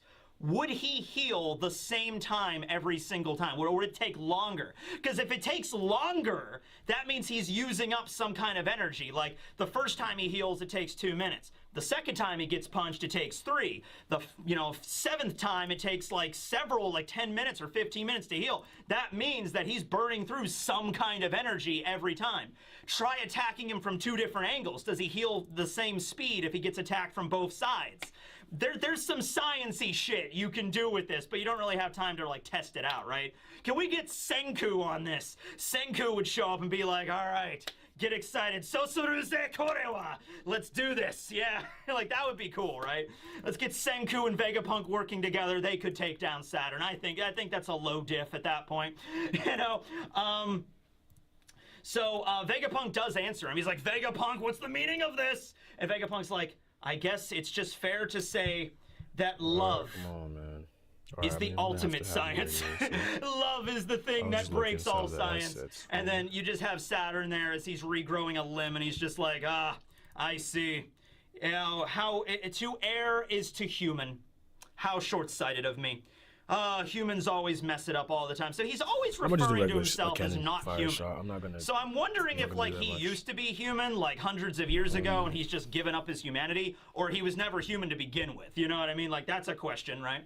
So Sanji's there, and he's the one that does a little bit of the commentary. He's like, his body is regenerating. You know, that's great, Sanji. Yeah, we already knew that, Sanji. How about you Ifrit Jambe him in the face and see how long? Let's test it with burn damage. We already know what happens when you stab him. We knows what happens when you punch him really hard. Set him on fire, electrocute him, do some different types of damage. Maybe it takes longer for him to heal burns. We need to test this, Sanji. Get moving, all right, okay? We need to figure out how to kill these guys, okay? So, anyway, Saturn is like, yes, well, you are humans. You, of course, were going to disappoint me. It was foolish of me to ever trust into you. Anyway, let's wrap this up. So he takes his spider leg to go stab Kuma again. This time, Sanji does get involved. His hair actually goes up a little bit, like he activated his raid suit. He didn't, but it's like the passion or whatever. And he charges in, and Sanji kicks Saturn's spider leg, and it just, boop, it just knocks it off course a little bit so it doesn't hit Kuma. So Sanji gets a hit in, and then boom, we have Franky jumping in. Franky's like, you know what? When am I ever going to get a chance to fire a radical beam through one of the rulers of the entire world? Franky radical beam! Can we get Franky up to 1 billion or something? He shot a laser through one of the Gorosei. Once again, his body is not like, it's not like he's made of like super thick stuff, or his skin is like Superman or something where the laser just boom, just like bounces off of him or something, right? No, the laser, as with a normal human, if they got shot with the radical beam, goes right through him. So it just blorps right through him. Kizaru shows up right behind Franky, and you know how I went on that long thing last time about how, you know, Kizaru has a choice to make, and, you know, after getting back up, is he going to be like, all right, the rulers of the world are apparently demon gods. All right, I can either choose to, you know, fight with the demons, or, you know, you're either with the devil or you're against it or whatever. And it seems like Kizaru has made his choice. It's not the choice I would have wanted him to make, but it's a choice he did make. So Kizaru gets up and attacks Franky. He says, like, oh, you've all gotten so much stronger since the last time I've seen you. Let's put that growth to the test, shall we? So he goes to kick Franky, and I think he hits him. Yeah, he hits him pretty hard, and he goes flying. So Franky gets knocked into a building, and I think the building collapses on him. We don't see Franky for the rest of this chapter. Don't worry, he'll be fine, guys. He's Cyborg Franky. He'll get right back up, and pick a main dish, a vegetable, and a side. Bake them all together in the same oven for 30 minutes. Home bake 425/30. As I'm in the midst of applying for residency right now, wish me luck, Grammarly has again been a lifesaver with my application and helping me write my personal statement and CV. Grammarly is your digital writing assistant. It's an all-in-one tool that improves your productivity, triple checks your work, and saves you time when working on multiple assignments. Even the free features are incredible. You can set your own writing goals, track your word count, and even find new words to replace your overused ones using the synonym feature. I personally love using Grammarly. Why am I playing? He'll be like, all right, time to show off my true power. And then Franky regenerates, and it's like, Franky, you were a Gorosei the whole time? Yeah, but I'm a good Gorosei. It's like, what? Okay, I'll write that down for my Franky themed. I'm gonna tell the entire story of One Piece from Franky's perspective, so let's do that. Right, anyway, so Kizaru lightspeed kicks Franky into a building. Meanwhile, Saturn's wound from the radical beam just, you know, begins to glorp up. And then we have the last scene of the chapter, the last double-page spread. Bonnie here, who's like, Vegapunk, you need to help get my dad out of here. He can't move. I don't think this has anything to do with Saturn's ability, because when Kuma first landed, he could still move, and Saturn's ability to freeze everything apparently didn't work. Maybe Saturn was too surprised or what, but at any rate, he can't move now. So Atlas picks up Kuma and is just like, we gotta get out of here. Go to the lab phase, the labostratum, and we'll evacuate. We'll get out of here. So Atlas picks up Kuma, starts running, Vegapunk starts running, and Kizaru's there, and it's just like in front of Saturn. So Kizaru seems to have made up his mind here, unless it's all a ploy, which, that's a thing in One Piece where every time something happens, there's always like, well, maybe he's pretending. Maybe Kizaru's playing the long game here. It's like, look, as doing what I do, you know, with the reviews and everything, I have to consider every possibility. So I guess it's not completely impossible that Kizaru might be like, all right, I am going to betray the world government, but I can't just get up and attack Saturn. That would be too easy. All right, I'll pretend to be on their side, and then right when they need me the most, that's when I'll change. Maybe but I'm not holding out water for that one right now. Kizaru gets up in front of Saturn and is just like, well, now that Kuma has joined us, Saturn, maybe there's a few too many game pieces on the board. I think it's time we wrap this up. And Vegapunk is just there, and he's just like, you're a sad man, Kizaru. Quasar. No quasars for you. No galaxies or observable universes or Laniakea superclusters for you, Kizaru. You have no heart.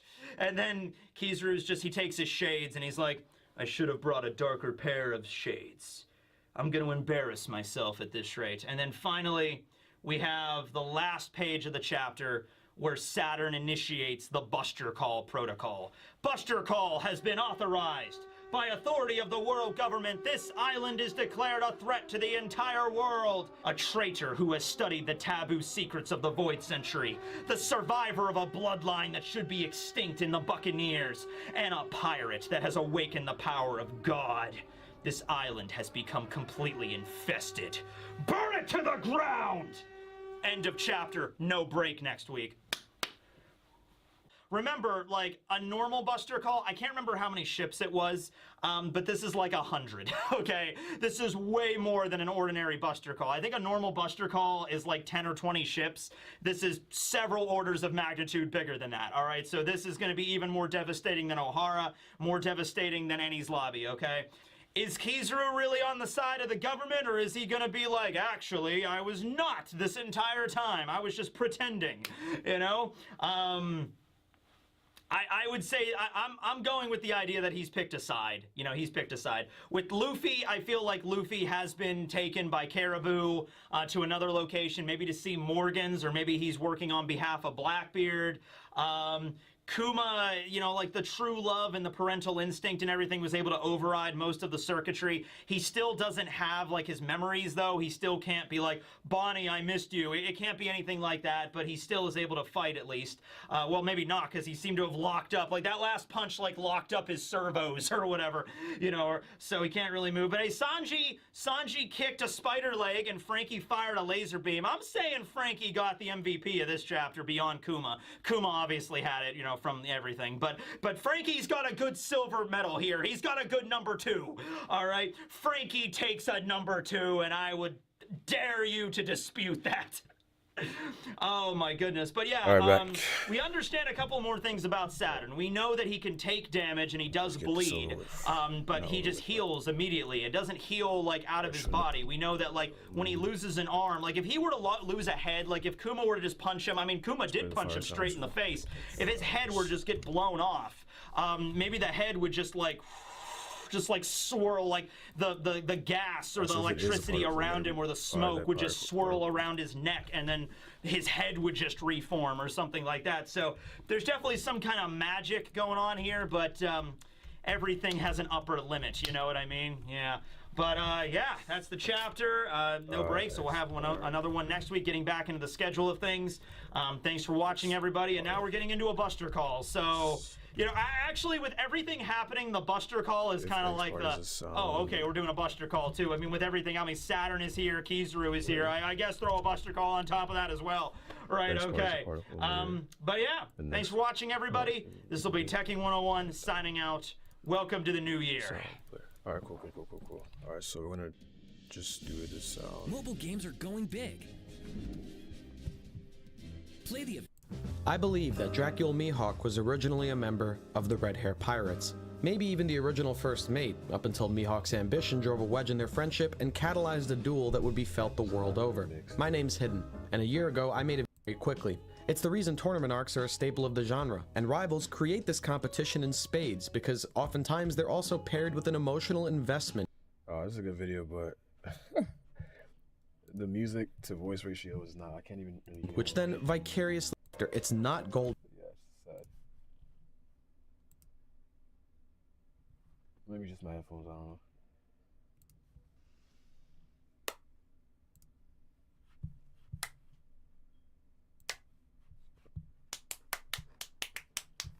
Just start the video, man.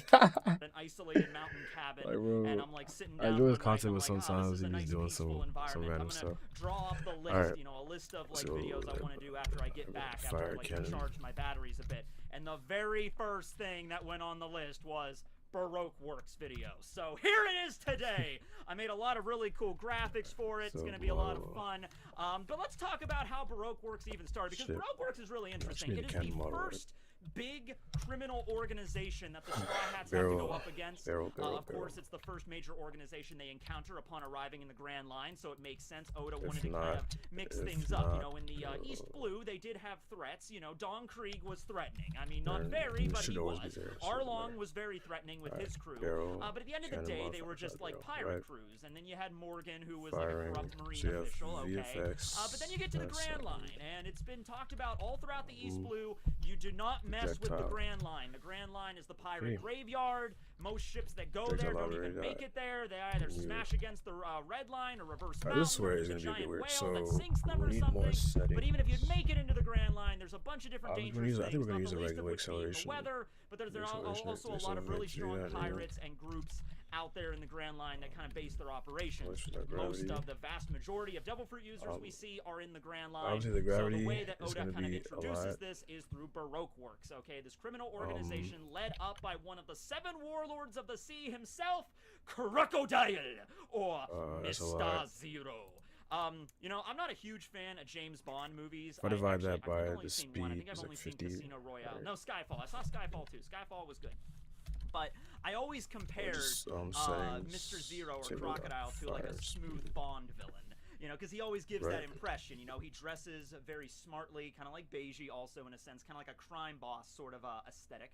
And, you know, we see Crocodile plenty of times in the basement of his casino. He's got the giant aquarium with his acceleration, so acceleration should equal that. He's like, Vivi, you've arrived back at your country attempting to kill me.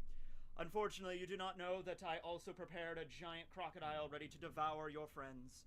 You know, that's kind of how he is. But no, looking into it, it's like, no, I think the real basis for Baroque Works and Crocodile's character, I think Oda really did go and look up like Bond villains and organizations, because there are references there that I didn't even realize until like just doing the research for this. So, of course, this whole thing starts with Crocodile, so we got to talk about him. Of course, I've made plenty of videos about Crocodile before, but just to give you the rundown, kind of the abridged version here. All right. 24 years ago, Goldie Roger is executed. A 22-year-old Crocodile is present right there in the town square at Logtown. We don't get to see his face. We only get to see the back of his head, witnessing the death of the Pirate King. Like all other, you know, pirates back then, you know, Doflamingo was there, Morio was there. A lot of people got inspired by the death of Goldie Roger. His mighty call to go out into the sea, mateys, and find the One Piece. Become king of the pirates. You know, and so Crocodile's like, yeah, damn straight, I'm gonna do that. And he does that, and he apparently did really well. He probably already had the Sunasuna powers at that point. He was already a Logia. He made huge waves in the Grand Line, made it all the way to the New World, seemed to really be pretty good at what he was doing. But right around the time he became a warlord, and just the idea that his bounty was frozen, I believe, at 81 million, kind of proves right then and there that he was a big threat, because the lower your bounty is when you get frozen and become a warlord, that kind of indicates that, like, okay, you just started off being a pirate, and you probably only got like 1 or 2 major victories under your belt, but the world government and the Marines are like scared of you enough and your potential to make you a warlord to kind of like solve the problem or get them to work for the government before they become a serious threat, right? So that's probably what happened with Crocodile, kind of in a similar way to how Boa Hancock was like, as soon as she became the Empress of Amazon Lily, they pretty much just like accepted her into their fold. So probably something similar with Crocodile. Crocodile was out there in the Grand Line, probably did a bunch of, you know, attacked other pirate crews or the Marines or whatever, and he got a bounty of 81 million. That might have been his starting bounty. And he's like, you know what? He's pretty strong. He's got a Logia, he's got ambition. The kid's got drive. So let's just make him a warlord. So he got made into a warlord, and one of the first things Crocodile did upon becoming a warlord, and I think he definitely felt like, you know, he felt like, oh man, yeah, I'm awesome. I'm a warlord, I got Logia powers, I'm in the New World. Let's take on Whitebeard, yeah! Yeah. Okay, now fair enough, Crocodile, fair enough. You're not the first person to come up with that idea, right? Ace had the same idea. Ace, you know, he had Logia powers too, and he went into the new world. What was Ace's main goal there? He's like, all right, well, who's the strongest pirate in the world? And that's probably going to be Edward Newgate. That's probably going to be Whitebeard. I'm like, all right, well, then we're killing Whitebeard. Yeah, so Crocodile went up against Whitebeard, got the ever-loving crap beat out of him. That's probably where he got the scar on his face. That's probably how he lost his hand. We don't know, you know, certainly, but probably that's what happened. I'm imagining he went up to go fight against Whitebeard, and Whitebeard just, like, grabbed his wrist like that, and Crocodile's like, oh, this was a bad idea. Like, you think, son? Do you think? BAM! And then Crocodile just got hit so hard by Whitebeard that Whitebeard was still holding on to his wrist and like, oh, well, I punched him so hard. Well, that's what happens. Crocodile just gets sent flying away, you know, and he's like, okay, no. Now, I will say this about Crocodile. Most people, upon getting the ever-loving crap beaten out of them by a Yonko, not just a Yonko, but Whitebeard himself, would probably give up on their ambitions afterwards. After Crocodile came to on another island like 20 miles away, he was like, all right, I'm missing a hand. Okay. Maybe he would have been like, you know what, I don't think this whole King of the Pirates thing, I don't think it's for me. I don't think I can do this. I think I'm just gonna hobble back to wherever I came from and just live out my life there. A lesser pirate would have definitely probably have done that, just tucked their tails between their legs and left. Crocodile did not. Crocodile was not deterred. He's like, you know what? I still want to be King of the Pirates. I still want to make this work. But he's smart. Maybe not smart. He was hot-headed. He was younger. He was in his 20s back then. You know what I mean? So he was just like a little bit more hot-headed. Like, I'm gonna take down Whitebeard. And then he got some reality pounded into him. Okay. And so at that point, he's like, you know what? I am going to try this again, but I'm going to try this a little bit differently, okay? And I can imagine Crocodile, instead of directly going into the new world again, because he's like, you know, not just Whitebeard, but there's also other Yonko too. There's Big Mom, there's Kaido, well, actually, Shanks just became a Yonko 6 years ago. So who was the emperor before Shanks? Was there even an emperor before Shanks, or was it just like the 3 emperors before that? That might be a topic for another video, but my point is, he knew that, like, okay, not just Whitebeard, but there's other really strong pirates in the New World, and Crocodile was strong at this point. I'm not even saying, like, he was a weak person that fought against Whitebeard. It's just, it's Whitebeard. What do you think is going to happen, right? Okay, so Crocodile probably went and he hit the books, and he's looking at the books, probably figuring out another way to become King of the Pirates. Like, there has to be another, like, angle to this, or a shortcut. And that's probably when he unearthed the discussions about maybe the ancient weapons. He learned about the ancient weapons, specifically Pluton, this giant advanced battleship, you know, stronger than anything the pirates or the Yonko or the Marines or the world government could create. A ship with weaponry so devastating it could annihilate an entire country with a single shot. A whole island could be sunk with the power of Pluton alone. So he's like, all right, we're gonna find that. I'm gonna find that thing, and I'm going to drive it right up to Whitebeard, and I'm just gonna annihilate him, and then I'm gonna move right along, and I'm gonna find the One Piece, and I'm gonna become King of the Pirates. However, this was the kind of thing you can't just do by yourself, okay? Crocodile was, I believe, 30 years old when he set himself up at Alabasta, and probably around that time is when Baroque Works came into fruition, when he set up his organization. So Baroque Works has probably been around, I'd say the least amount of time it could be around is probably around 14 years. Because he was 30 years old, Crocodile was, when he arrived at Alabasta and started setting up his base at Rain Dinners and everything, and he was 44 years old when Luffy defeated him. That was 2 years ago, of course, from the time skip. He's 46 right now. So, that's 14 years. You! Quit being boring! Get up and right there, but Baroque Works he might have started the operations before he got to Alabasta. Maybe he started to build it up a little bit. So yeah, that's the abridged version of it. I know that probably took a little bit longer than I intended, but hey, it's important that you know the past of all this and where Crocodile has really been and his journey to get to where this is. Okay, so Baroque Works has been around for at least 14 years, and it's the first serious threat the Straw Hats face in the Grand Line, more so than just like a ragtag pirate group they run into in the East, like Buggy's crew, or even like Arlong's crew, which were pretty strong. This is a highly structured, regimented organization that works in the shadows, really good at deception, secret spies, and all that, led by one of the 7 warlords of the sea. who's looking for an ancient weapon to rule the world. Okay, so this is some serious shit we're dealing with here. So now let's get to Baroque Works itself and the structure of the organization. And of course, if you're going to have a secret organization to begin with, especially a secret crime organization, you need to have cool code names. Code names better be sick and they better be lit. Some combination of the two would also be great. So, of course, the code names for Baroque Works are numbers and holidays. Crocodile knew where it was at. Crocodile knew where it was at. Okay. So, Vivi actually explains this. If you want to go check out episode 91 of the anime, it's actually a pretty solid episode. It's the end of Drum Island. Chopper goes out to sea, and Vivi also kind of shakes down the whole setup for Baroque Works and how it goes down, all right? So you got Mr. Zero, Crocodile, one of the warlords. He's at the very top. He's the boss of the whole organization. Whatever he orders goes. He keeps his identity, though, a secret from even all the other officers. So even, like, Mr. 1 through 5, who are the officer agents, when they arrived at Rain Dinners to meet the boss, they weren't even sure who it was going to be. They like their boss was kept a secret even from them. That kind of, you know, begs a question for me, like, how did Crocodile even build this organization up without even the highest operatives knowing who he was? You know what I mean? Like, so Crocodile doesn't want them to know his identity because that could also, because he's supposed to be a warlord. He's supposed to be working with the government. Here he is trying to overthrow the government with an ancient weapon. Okay, so he has to keep his anonymity. All right, fair enough.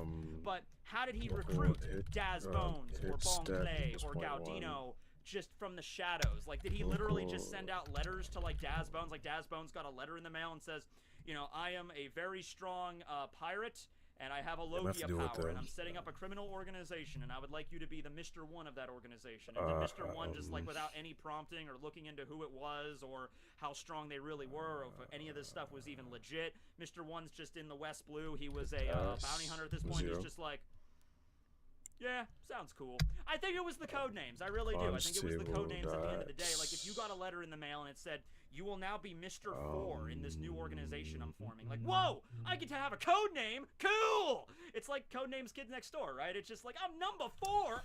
How is it gonna work? I don't know how this is gonna work because number 4 is like in that like Dragon Ball Z parody. Okay, I'm getting off topic. Okay. So Crocodile's at the very top. I want to add forms the rest of this organization. a cannonball like 1 thing where it reflects, like you can deflect the cannonball. Agents of Baroque Works. I'm guessing Mr. Zero is also an officer too, but he's like the head of the whole organization. So Mr. 1 through Mr. 5 are officer agents. I guess I'll just come back and then deal with that. Mr. 12, who are the frontier agents. I'll come back and deal with Mr. 13, who's part of like the punishment squad or like the so internal affairs division of this whole thing. Okay. Each of these teams have a male agent, you know, with the name of Mr. Zero, Mr. 1, and then they have a female partner that is named after a holiday. All with the exception of Mr. 2 Bon Clay, because Mr. 2 Bon Clay doesn't need a partner because he's Mr. 2 Bon Clay! He's awesome enough. He can do it all on his own. So with that exception, though, you have 13 misters, you have 12 misses that comprise the higher echelon of Baroque Works. Under them, they have foot soldiers that kind of do a lot of the heavy lifting and help, because they have ships, of course. You need a lot of people to work with ships and stuff, and other like bounty hunters working for them. The foot soldiers so that this is work how under this the could work. Officer agents are 200 in number, and they are called the Billions. I think we have And this then outside, under the right? Frontier agents, there's an 1,800 additional ones that are the Millions, and they are like the weakest foot soldiers in the entire organization. So the way I guess this basically shakes down in terms of like promotions and stuff is that when you first join Baroque Works, you are a member of the Millions. Those are the most numerous and they're the weakest. So you're foot soldiers for the Frontier agents. And then if you do really good and if you rise through the ranks and you prove that you're pretty strong and you're loyal to the organization, you are probably going to get promoted to the Billions, which I'm gonna do that. serve the officer agents, okay? And later on in the arc, it was actually explained that the Billions are next in line to become the next Frontier agents. One of the Billions even mentioned that the Billions are relative in strength to numbered agents of 10 and higher. So one of the Billions actually executed Mr. 11. And he's like, well, we're going to be next in line anyway, and you're Mr. 11, and we're Billions, so we're basically, I mean, you might be a little stronger than us, but not much. So after you get promoted from Billions, if there's an opening in the Frontier agent next, and then you can rise through the ranks, I guess, even further, and maybe even become an officer agent if you really prove yourself. A good chunk of the officer agents and their partners all have Devil Fruit powers, not every single one. Mr. Ford does not have a Devil Fruit. Miss Golden Week does not have a Devil Fruit. I think actually those are the only exceptions. I think every other member of the teams from Mr. 1 to Mr. 5, other than Miss Golden Week and Mr. 4, all have Devil Fruit powers.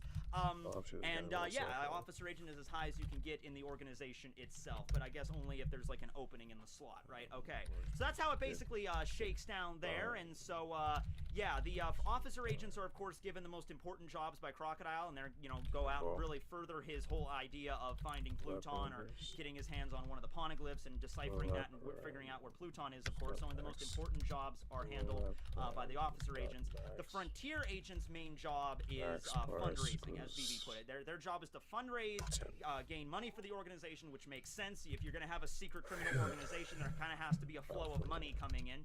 Also recruitment, I would also assume, because it was Mr. 7 who was a Frontier Agent that tried to recruit Zorro all those years ago. So I guess it would make sense that they go out into the world. It's not just, we're led to believe at the beginning when the Straw Hats first encounter the Baroque Works and everything, we led to believe that it's only the first half of Paradise, at like the entrance to the Grand Line where they're really active, and that makes sense. And Vivi even brings that up later. She's like, the Frontier Agents basically set up shop at the beginning of the Grand Line to like trap, pirates, pirates coming into, like, do you think like Whiskey Peak was the only island that Baroque Works controlled? Definitely not. Mr. 8 and Miss Monday and Mr. 9 and Miss Wednesday were the operatives that were based at Whiskey Peak. But there were probably other islands, because there's like 7 islands you could go to depending on how you follow the log post that you can end up on. There were probably a few other islands that were led by like Frontier Agents like Mr. 6. We never got to see Mr. 6 or Miss Mother's Day. Mr. 12 and Miss Thursday, I believe, is the other pair that we just haven't gotten to see because they were probably stationed at one of those other islands, or they were out in one of the blues. They were out in the East Blue or the South Blue or something, just like Mr. 7 was, trying to recruit other strong individuals from the blues into Baroque Works. Okay, so that's their main job. And then finally we have the Mr. 13 team, which is more of like the Internal Affairs Punishment Squad. We'll get to those though. I'm just going to go down the line here. Okay, so the first team we're going to focus on here is of course the Zero team with Mr. Zero Crocodile and his partner Miss All Sunday, or Nico Robin as we know her now. Not really sure if Crocodile would be considered an officer agent because he's the head of the whole organization, but basically he is. Okay, he's the highest authority there. We already know a lot about Crocodile, so I'm not going to go into more detail with that. We know his goals and everything.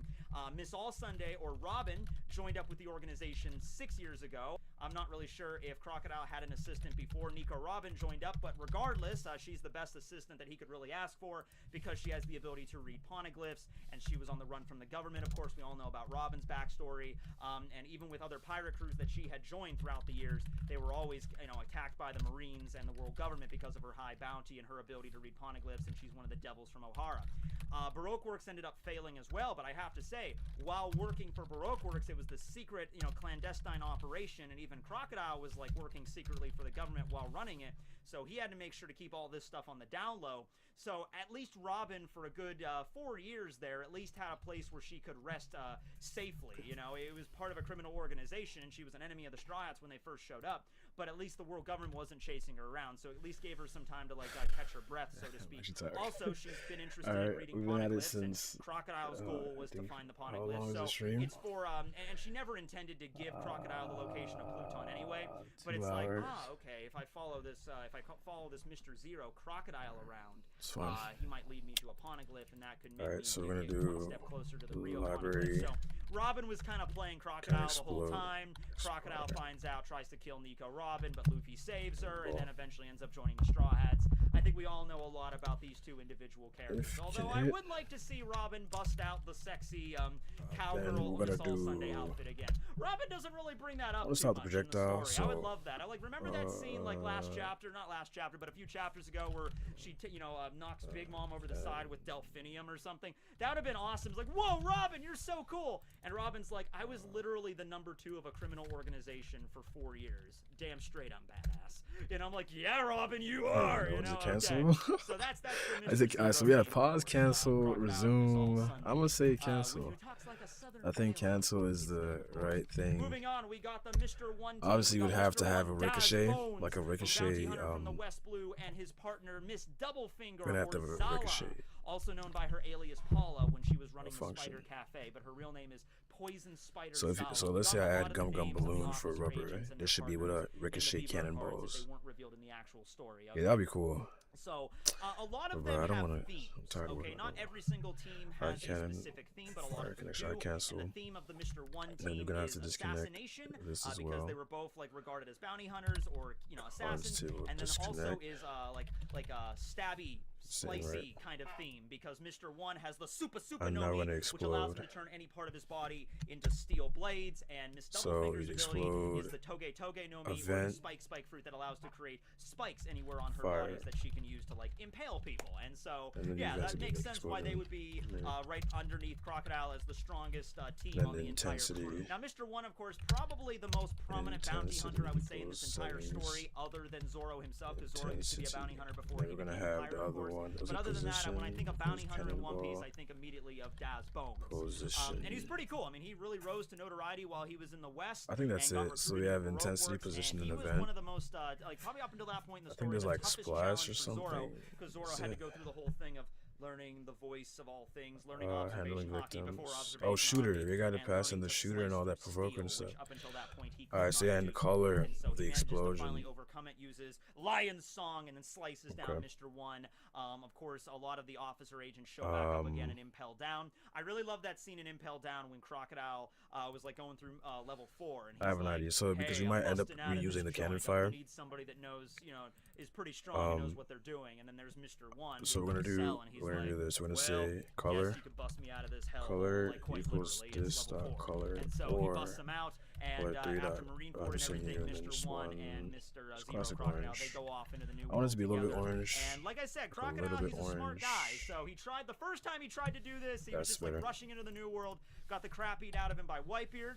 The second time he tried to do this was build up a really large, elaborate organization where he's a Bond villain and try to find the Pluton. That didn't work. He got beaten by Luffy. So the third time around, I think what Crocodile's going to do here, and I made a video about this, Crocodile's new plan, but I think what Crocodile's trying to do here, he's going to make a much more insular kind of organization, like the best of the best of the best, not like 2,000 strong or anything like that, but have a few really strong, maybe other bounty hunters from the new world working for him, and he might try to, ally with other teams. And after it explodes, I want it to just obviously destroy. So I'm going to say cannonball. He's definitely not going to just like jump into it, or he's not going to build up a giant organization again. All right, and it's only been 2 years since he got freed from Impel Down, so I don't think he has the time to really build up something that big. So this is more like setting up projectiles. So setting up. And then we have Paula or Zala. And, her thing is just spikes, and she had a fight against Nami, which was really impressive. Nami busted out the climb attack in the first time. She had a really a lot of crazy abilities where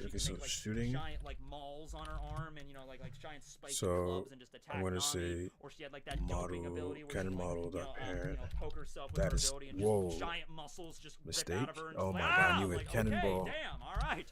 I almost just deleted the person's cannon. I really like the entire cannon, and the fight with Mr. One and as soon as you frame cannon model, I'm gonna say barrel. That's the Mr. I mean, I could just literally get the barrel. Then we get Mr. 2, Bone Clay, or Bentham is his real name. Is like useless. I said, he does not have a female partner because he is I'm just gonna go. So he kind of takes up the male and female. Shooting C-frame should just equal barrel. In one go there. He is of course an Okama. He is currently the queen of Newcomer Land, residing in Impel Down, level 5.5. Bone Clay lives on in our hearts.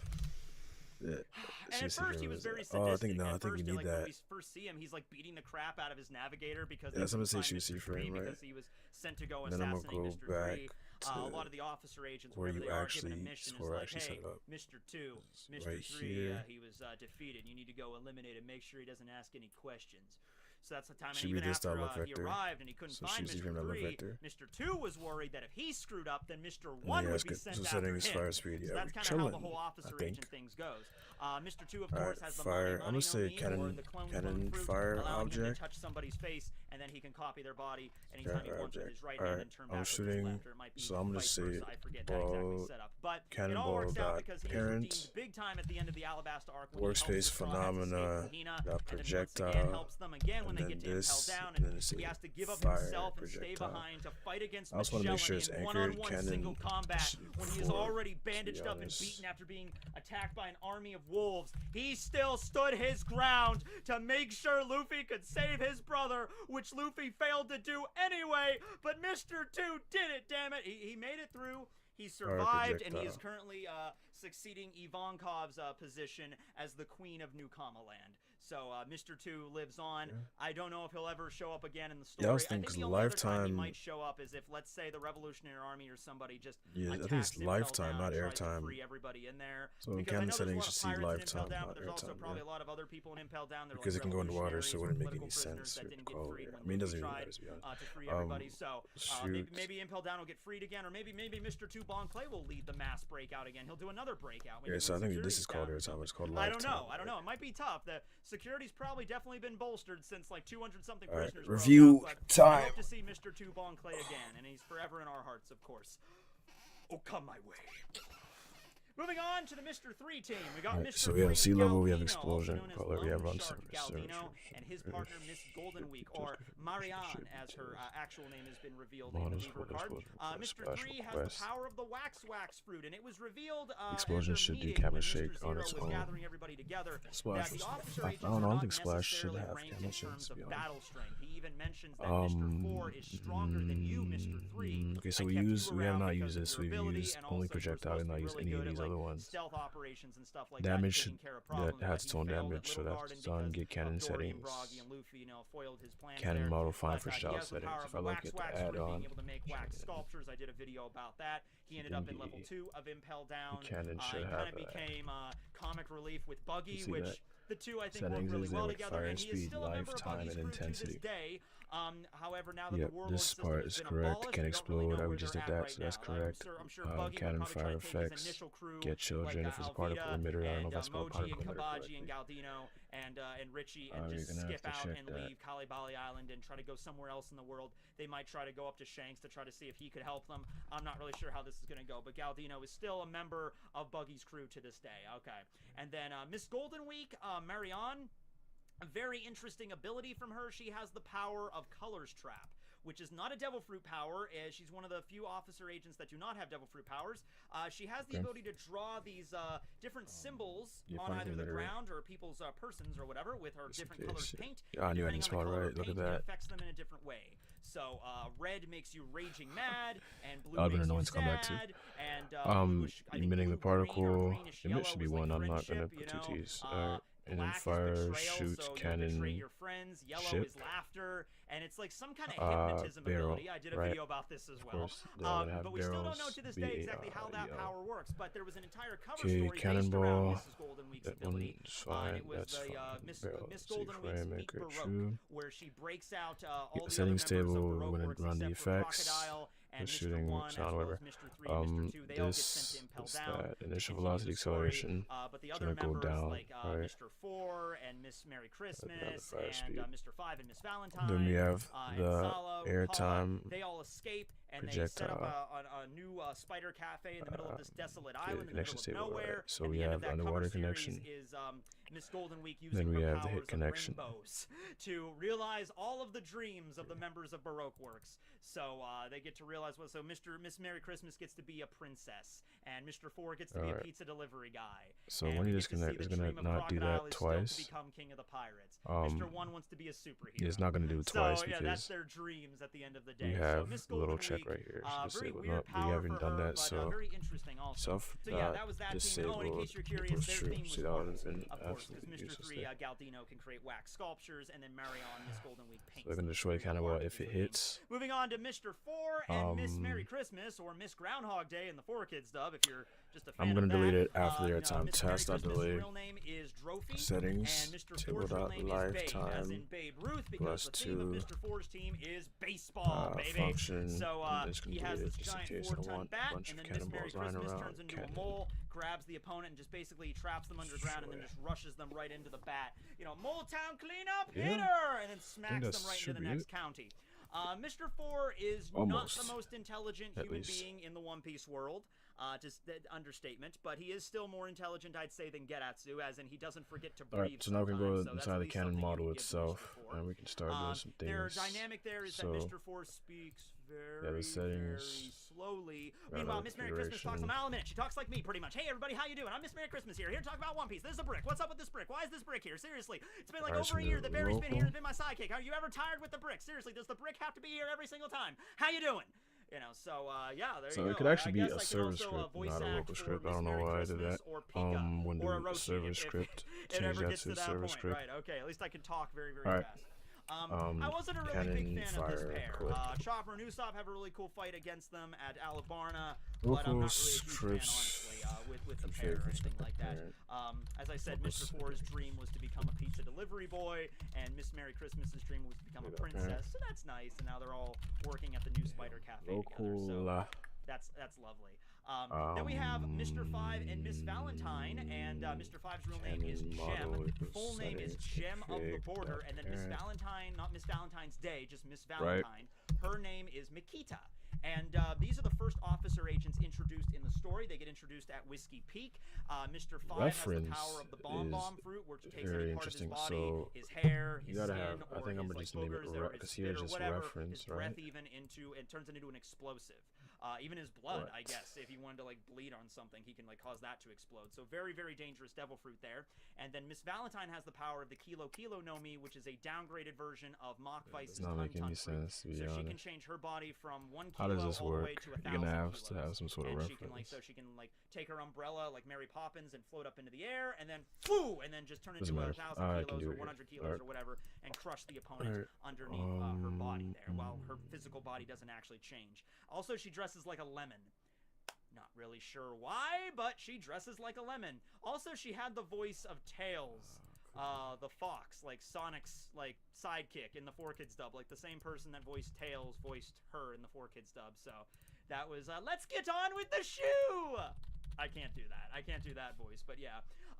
So yeah, they show up at Whiskey Peak to actually try to bring in Igaram and Vivi because what's up? Welcome to the stream. Welcome to the stream. Make sure you leave a like. Very much appreciated. In the organization, they were actually originally from Alabasta, and Vivi was there's like another remote, like container or something. Mr. 5 and Miss Valentine show up for that. Luffy and Zoro Alright, so grant them in UI. that arc without it even Let's really save being this a big before deal. the studio crashes. That was kind of funny, where it's like these are the officer We're gonna agents, do these are supposed to be grant the highest level of UI. the organization, and when Luffy and Zoro were just in the middle of their so I'll fight, kind they of were event in the perhaps way, table. and So Luffy we and have the Zoro container just, name. BAM! Shing! And then just defeat them, and they get knocked out for the rest of the arc. Now they show up again at Little Garden. Alright, and then we have Mr. 5's got a really cool GUI gun type. South Blue, I think, where he breathes into it and What creates like those do we breath use bullets. that That was for? really cool. Let me slow down. But, So yeah, reference like in Whiskey container. Peak, it was just like, boom, container. defeated. All right, were they officer agent? Well, whatever. You know, just Local, move on. Forward, frames I guess. equals They were defeated UI properly type at Little container, Garden, and they remained on UI's the folder. island. And they basically lived there like the Flintstones for a little while until Miss Merry Christmas. You have container name though. Golden Week. Oh, okay. I'm gonna confuse the names probably a boatload of times in this video. All right, so But Miss Golden Week uses her powers to this take a is gonna pterodactyl be and allow the pterodactyl to fly them and escape off of Little Garden to rescue the other members of the organization. the GUI type. So yeah, This they're is gonna be still the around reference as well. container. Mr. You're gonna 5's clone dream the was to GUI become type. a firefighter, You need to set which the is reference kind of ironic though. because he literally starts fires. Oh my And goodness. Miss Valentine's dream was to become a chocolate lady. So the joke there is Okay. she dresses like a lemon, which are very sour, but she So wants to what be I a added chocolate was lady, essentially pointless. It's which inside is here. very sweet. Okay, I don't know. cool. I guess you could just change an It's outfit. I don't know. Why do you even need the colors thing for that? You could just like change your outfit. If you want to serve chocolate instead of lemons, then serve chocolate, lady. I don't know what else you want me to tell you, right? Like exactly. Oh yeah. By the way, I also forgot about Lasso. Lasso was the gun dog companion of Mr. 4 and Miss Merry Christmas. It was a gun that consumed the Dobson Devil Fruit dog model and became a dog. Container. You can take this part out. I just need the scripts Yeah, and sounds. that's Lasso. I hope you All like right. him. Yeah, he's To a be very honest, good I'm dog. kind of Okay, so lost he's in a my tank own. now. He's a tank dog. Yeah. Okay, so those are the officer agents, and each of those officer agents went up against one of those, like Mr. 1 went up against Zoro, Mr. 2 went up against Sanji and everybody. Now we get into the Frontier agents, and the Frontier agents, there's a few of them we've never seen and never been mentioned before. There's another few that are just mentioned in like drawings or sketch art that Oda has revealed to us. First and foremost, we have Mr. 6 and his partner, Miss Mother's Day. We do not know anything about these characters. They have never been mentioned, nor have a sketch of them ever been revealed. So that's pretty much there. I'm assuming they were probably agents in other locations in the Grand Line at the start of the Grand Line at other islands, or they were out in one of the blues trying to recruit members for the organization. I like to think that when they were, like, they were somewhere off of, they weren't in Alabasta, obviously. They were some other island, and they they get the newspaper and they find out that Crocodile has been defeated and like Crocodile has been ousted. This was a secret member of the. He was actually the leader of this criminal organization, Crocodile. He played the whole world government, and he's being, you know, dishonored from the warlords, and he's being thrown and impaled down. If you were Mr. Six or Miss Mother's Day in that instance, and you're on some random island reading the paper, you're like, oh shit. Well, the boss apparently, well, we found out who the boss of the organization was. It's Crocodile, and he was defeated by a rubber boy at Alabasta. Actually, the Marines reported it that Smoker defeated him. So, oh yeah, Smoker defeated him. Okay, well, I guess we're out of work. I would just play it off, right? I'd just be like, all right, well, guess we're just gonna pack up our things and go. Mr. Six, because a lot of the members of Baroque Works have like a tattoo of their number on them somewhere. Not every single one. It's not like the Espada or anything. Mr. 5 had a tattoo on his arm of the 5. Mr. 4 just wore a big shirt that had a 4 on it. Mr. 3 had his hair. For a couple of things. We asked for container and name. Mr. 1, I think, also had a tattoo with number 1 on his chest, but not every single one had to. It wasn't like a requirement. But if I was Mr. 6 in that instance, I'd be like, okay, I'm just gonna get this 6 lasered off tomorrow and just get out of here. No, Miss Mother's Day, we gotta go. We gotta go. Canon code. Canon code is go gonna back be into the private sector and like nobody ever needs to know. You managed to get a the get out of model, jail free right? card in this one Click instance. detect the model. Click detect the configuration is all part of the canon. Mr. 7, because as we together. stated, Zorro killed the first Mr. 7. Let's see. And his partner, Miss Father's Day. They are the sniping theme, because whenever you need a sniping job done in Baroque Works, I guess you call Mr. 7 and Miss Father's Day because they look capable in that regard. They don't use sniper rifles though. They just use regular pistols that they have. So okay, whatever. And they were introduced very late into the arc. They were basically introduced. They were the last agents of Baroque Works to be properly introduced, and they were introduced guarding the giant bomb that in the clock tower that Crocodile was going to detonate and destroy so the name, Alright, so they were there to like use sniping to like keep people away, but also to kind of just guard the weapon itself. Mr. 7 dresses like a king from like a deck of playing cards. And he has 7s, like the kanji for 7 drawn all over his shirt. He has like 7s for eyebrows. So he dresses like a king. And Miss Father's Day dresses like the theme of Miss Father's Day. I don't get at all. Doesn't matter. She's a sniper. And then we're gonna do. She represents Father's Day, but she dresses like a frog. Container has, like, name. Frog stuff all over her body, and I get it. Just because right now I'm working on ships. Ship Cannon Fire. Was Miss Doublefinger. By the way, the I'm about to just wrap it up and then start testing the Ship Cannon Fire. Reference or whatever. But just because Zala I'm actually so tired I can barely talk. But yeah, and it's just Ship Cannon Fire right now. Like the hats you get or like the glasses GUI type. Use fireworks for weapons just because Alright, she so was named after her agent number means New Year's, GUI type. Miss Merry Christmas kind of went the furthest with that, and Miss Merry Christmas wore a tie that was like a Christmas tree. Well, I can also do like shake, so it can shake, do a screen shake for whoever is near the thing. Like the Obon festival I don't in know. Japan as well. I don't think they dressed as anything indicative of their holidays or anything. So I understand Father's Day is a difficult theme to dress up, maybe like wear a tie or something. Because it's like, hey, here, Dad, have a tie. Am I the only one that just gives? I don't give my dad. My dad doesn't wear ties. Like reference, no, I think when I worked at the dollar store, Alright, so reference container, reference container. Section, and it would mostly just be coffee mugs and ties. Okay, how's it gonna work? That's all you're gonna get your dad for Father's Day, just coffee mugs or ties or like little toolkits or whatever. But anyway, yeah, Frog. How is it gonna work? So we're gonna have to somehow get this ship's. We're gonna have to somehow get this ship's storage. And Miss Father's Day, and they were actually defeated by Vivi. Vivi actually took out her Peacock Slashers and she cut them both down there. And I don't think they're dead, but they were defeated and probably handed over. How is this gonna work? Alright, so we know the ship, right? So skip ship, right? Local ship. Equals Canon and his partner, Miss model. Monday, who were stationed at Whiskey Peak. So Canon model.parent. That's a ship. Because you gotta love Igaram. Igaram was like generating triple code, covered, so okay? Because he was actually a member of the Alabasta Guard named Igaram. But then he was working undercover as Mr. 8 of Baroque Works. But then he was working as also a cover as Igarapoy, the mayor of Whiskey Peak. So he was like triple covered. Mr. 8 Igaram, man, he had acting skills, right?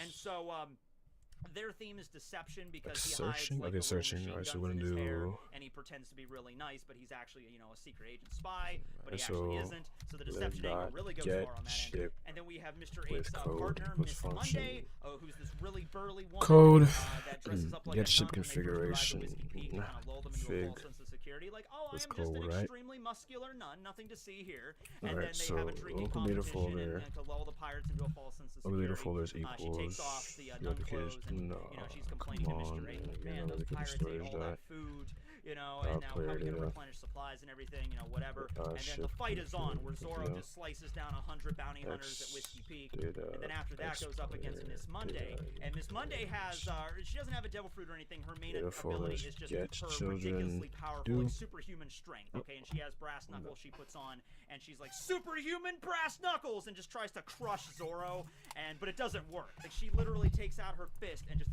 BAM! Slams it right into Zoro's face and, like, cracks the building that they're standing on. But Zoro's just like, that all you got? Miss Monday's like, oh. And then Zoro just grabs Miss Monday's head and just, like, crushes it like a vice. And then she's just there like, ah! And then she just loses consciousness. Just to prove how much stronger Zoro is. And Miss Monday was jacked, you know? Like, she's really buff, but Zoro, man, just stronger, you know? So it really proved right there, just, like, when it comes to, like, the front... probably another reason we didn't get to see, like, who Mr. Six really was or anything is, like, it wouldn't have mattered. You know, like, did you see how strong... Like I said, Luffy and Zoro one-shotted officer agents...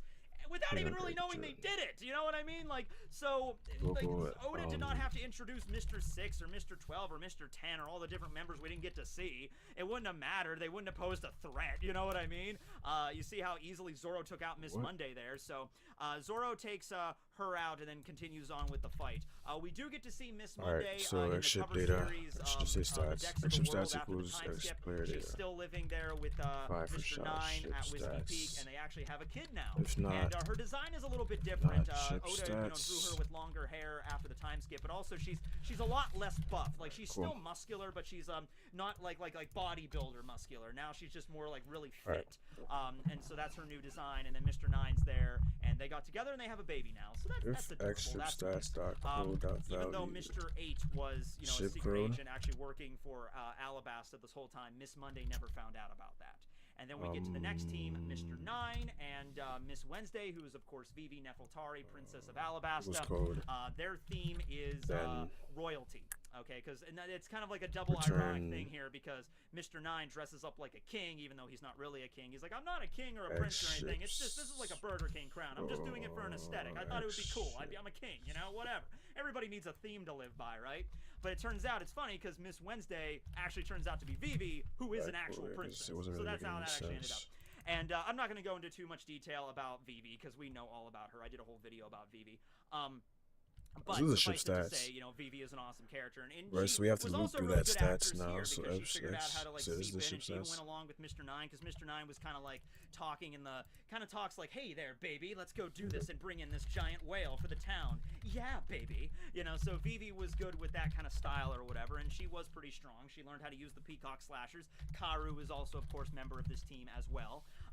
But of course we find out the reveal at Whiskey Peak that she's really a princess, and I like the way Mr. 9 acts. Mr. 9 fights with baseball bats, I guess baseballs as well, but he uses baseball bats to fight, kind of like Mr. 4, except his baseball bats are not 4 tons, and they also have like little chains in them, so he can kind of push a button and fire out the end of the bat and like grapple around somebody and like pull them down, or you know, attack them that way or something. But I really like whenever it was discovered by Mr. 5, he's like, hey, you know, Vivi Nefeltari is actually Miss Wednesday. She's a double agent. We need to eliminate her now. Mr. 9 actually cared about her and actually protected her and was like, hey, you know, you guys get going. I'll hold them off as long as I can. And it was like Mr. 9 is like more of a decent human being, where he's like, he's a member of a criminal organization, and he's definitely has the blood of some people on his hands and on his back, but he's like, you know, you were my partner, you know, not like in a romantic sense or anything. I don't think Mr. 9 had for Vivi, but it's just like, you know, you were my partner, we worked together, and you're a really good person, and I don't think,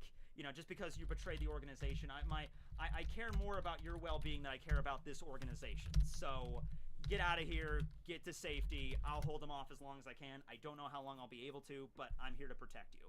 You know, just for the sake of being a decent human being, and I'm just like, I am loyal to Baroque Works. You're a double agent. I will eliminate you post haste. Like, so he was kind of a decent human being. And then, you know, he stays on Whiskey Peak afterwards with Miss Monday. They get together and they have a child. Okay, So now we move on to Mr. 10 and his partner, Miss Tuesday. Apologize for the blurry sketch art here. I'll show it to you now, like a little bit smaller, so you can kind of see them a little bit better. So this is unfortunately all the artwork we get for them, which is more than like Mr. 6. We got Mr. 10 and we got Miss Tuesday. Other than their designs, we know nothing about them. Mr. 10 seems to be just a guy that wears a Hawaiian shirt. So it's like, yeah, I wore a Hawaiian shirt before Frankie made it cool. So he's just like a guy. Don't know how he fights or anything. And then there's Miss Tuesday that's wearing some kind of elaborate dress with like a hood that has like things poking out of it. I thought it was a peacock. I thought it was supposed to be like the hood representing a bird with like the plumage of like a peacock. I guess you could say Vivi's thing was a peacock because of the peacock slashers, but hey, Mr. 4 and Mr. 9 both use baseball bats as weapons, so you can double up, it's fine. And that's all we know about them. Like I said, they were probably out recruiting. The fact that Oda did do sketch art of them and never revealed sketch art for Mr. 6 or Miss Mother's Day or the Mr. 12 team makes me think that he maybe did have an idea for Mr. 10 and Miss Tuesday at some point. Like there was going to be some time at the story he was going to maybe use them, so they got up to the design phase, but never really got beyond that, never needed to use them. So I don't know, maybe Mr. 10 used axes as a weapon. He throwing axes as a weapon. And Miss Tuesday uses the peacock bow. I don't know, man. He's a crossbow or something. I'm just throwing this out there. All right. Then we get Mr. 11 and his partner, Miss Thursday. Mr. 11 we do get to see. He was actually captured by Smoker and Tashigi en route to Alabasta. He was captured. He used a sword in combat, Kashu, which was actually one of the Ryo Wazamono, one of the ones that Tashigi actually claimed for herself and, like, you know, rescue, because that's, like, Tashigi's whole thing. So he was tied up on Smoker's marine vessel, and Smoker actually used, like, deception and interrogation to actually get him to spill the beans on some stuff, where he basically goes up to Mr. 11 and is like, all right, listen, we already read the note that was in your pocket. We know all about your organization, so you might as well just spill the beans. And he's like, what? What do you know about Mr. Zero? Damn it, I thought I burned that letter. And Smoker's just like, yeah, we found no letter. I was just messing with you. And Mr. 11's like, ah, damn it. And so Mr. 11 was tied to the ship for a while, but when they arrived at Alabasta, Smoker and Tashigi and the rest of the Marines left, and the ship was actually found by members of the Billions. Remember, the Billions are the foot soldiers that work underneath the officer agents, and that's when we see one of the Billions. His name was actually Mr. Mello, because I guess the Billions have Mr. names as well. But he's like, hey, yeah, Billions and, you know, officer, not officer, but the Frontier agents that are ranked 10 and higher, and you're Mr. 11, we're basically the same power level, and to use a Dragon Ball Z term, and if I kill you here, then there's an opening, and then I might get your position as Mr. 11. And so Mr. 11 is dead. He dies. It isn't directly shown, but yeah, Mr. Mello, one of the Billions, just basically shoots him as he's tied up, and he couldn't go anywhere. He couldn't defend himself. So he probably died, but Baroque Works became defunct afterwards anyway, so it doesn't really matter. And Miss Thursday, we don't know. We're assuming Miss Thursday, maybe Mr. 11 was like about to be captured by Smoker, and he's like, Miss Thursday, you got to get out of here. And maybe he's like, he took a letter or something. He's like, here, get to Alabasta, give this to the boss, let them know what happened to me. You shall avenge me, for I am Mr. 11. Bring it on, Smoker. And then like Tashigi shows up and fights him and, you know, wins. And Miss Thursday probably got away. And once again, same thing with Mr. 6 and Miss Mother's Day. It's like, hey, you've probably found out later that Crocodile was defeated. Just like, what? Okay, well, I guess that's it. And then just Miss Thursday just walks away free and clear, and that's it. Moving on to the Mr. 12 and the Miss Saturday team. Yeah, I know the days of the weeks are kind of like thrown out of whack here. So we have the holidays, and then we had Miss Mother's Day and Miss Father's Day to kind of fill out the gap there. But then we go Mr. 8 and Miss Monday, Mr. 9 and Miss Wednesday, skipping Tuesday. We got Mr. 10 and Miss Tuesday, and then Thursday, and then skipping Friday to Saturday. So whatever. But yeah, Mr. 12 and Miss Saturday, know literally nothing about them. But because I just feel like doing this, I'm going to make up, off the top of my head, headcanon for Mr. 12 and Miss Saturday. I think they started a bakery. Here's what happened, okay? They were probably stationed, I'm going to say, somewhere in the South Blue, and they were recruiting for Baroque Works. They're like going around the South Blue like, hey, would you like to join? You look pretty strong. Would you like to join the prestigious Baroque Works organization? We have a great health plan. We pay, you know, we pay for your college for you. You know, you go to school where like reasonable rates and like hours and everything. You know, you look pretty strong. You could be become one of the millions today. And so they're in the South Blue. They're working together. I like to think they're just kind of like, they weren't really mean, I like to think, because we know nothing about them, so you can make your own headcanon, but they were just like, you know, they were pretty low on the totem pole here. Actually, they were probably the lowest in terms of that, because Mr. 13 and Miss Friday, there's something different. They're like the Internal Affairs Punishment Force. They're not part of like regular Frontier duties, okay? So in terms of just like the Frontier agents that are weaker than the officer agents, and at the very bottom of that, you got Mr. 12 and Miss Saturday. And they were probably just like maybe right out of college or whatever, and they're like, okay, well, we're part of Baroque Works now. And then they get the orders from above, and they're like, hey, just go out there into the blues and try to recruit people into Baroque Works, try to earn money for the organization. Like, okay, cool, we'll do that. Come on, Miss Saturday. Oh, this sounds like fun. We have code names. I know. And they go around, and they're just like, man, we can't get anybody to recruit. This is just... Man, this just ruffles my britches, I guess. This ruffles my britches, Miss Saturday. We can't get anybody to join. I know. Let's put on a show in the middle of town to get people, like a comedy show, to get people to recruit to Baroque Works. Like, they were coming up with stuff like that, right? They were like kind of lame, but also part of this organization. And then finally they get the paper when Crocodile was defeated. Like, oh. Mr. Zero is actually Crocodile. He's one of the warlords, and he's defeated, and he's going to get thrown in jail now, and the whole organization's basically crumbled apart. Everyone else is, like, captured. Like, Mr. 1 is captured, and Mr. 2, and, like, they're all going to Impel Down. I'm like, oh! And so I like to think they were not part of the organization for long. Maybe only a few months, and they weren't really great at their jobs, but then they basically got off the hook, and they're like, oh, okay, well, I guess that didn't work out. I guess we gotta go get real jobs now, and then they leave, and then that's it. So that's the start. They went and they started a bakery. They started a bakery, and they served delicious donuts to people. Yeah, you're right. I'm gonna put his He's traveling around the South Blue. This video. Curry stops over at their bakery to pick up some delicious donuts. And that's the story of Mr. 12 and Miss Saturday. If you want to make a story for Mr. 6 or like Miss Mother's Day, or even Mr. 12 and Miss Saturday, if you'd like what's up with them, there you go. Have fun. Or what happened to Miss Thursday? You know, what happened to Mr. 11's partner?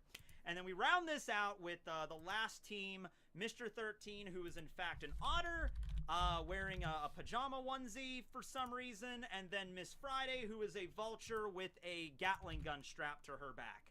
So yeah, that's a thing. They are, like I said, Internal Affairs Execution Squad. Basically, they're there to make sure all of the other Frontier agents are doing their thing. I guess the officer agents kind of police themselves, because when Mr. 3 failed, they sent Mr. 2 to assassinate him. But the Frontier agents are kind of all over, kind of scattered all over Paradise and the Blues. So Mr. 13 can, of course, swim, and Miss Friday can, of course, fly. So they would fly to where they go. And in some situations, they would just, like, sketch. If the opponents are too strong for them, they would just sketch, like, the artwork and then leave and report back to the boss, and then just be like, oh, okay, here are the enemies that need to be eliminated. But they can also take care of the annihilation as well, the execution, because of the giant Gatling gun on Miss Friday's back. Also, Mr. 13, Miss Friday, they are also referred to as the Unluckies, Friday the 13th. So that's the reason why the days of the week are kind of messed up.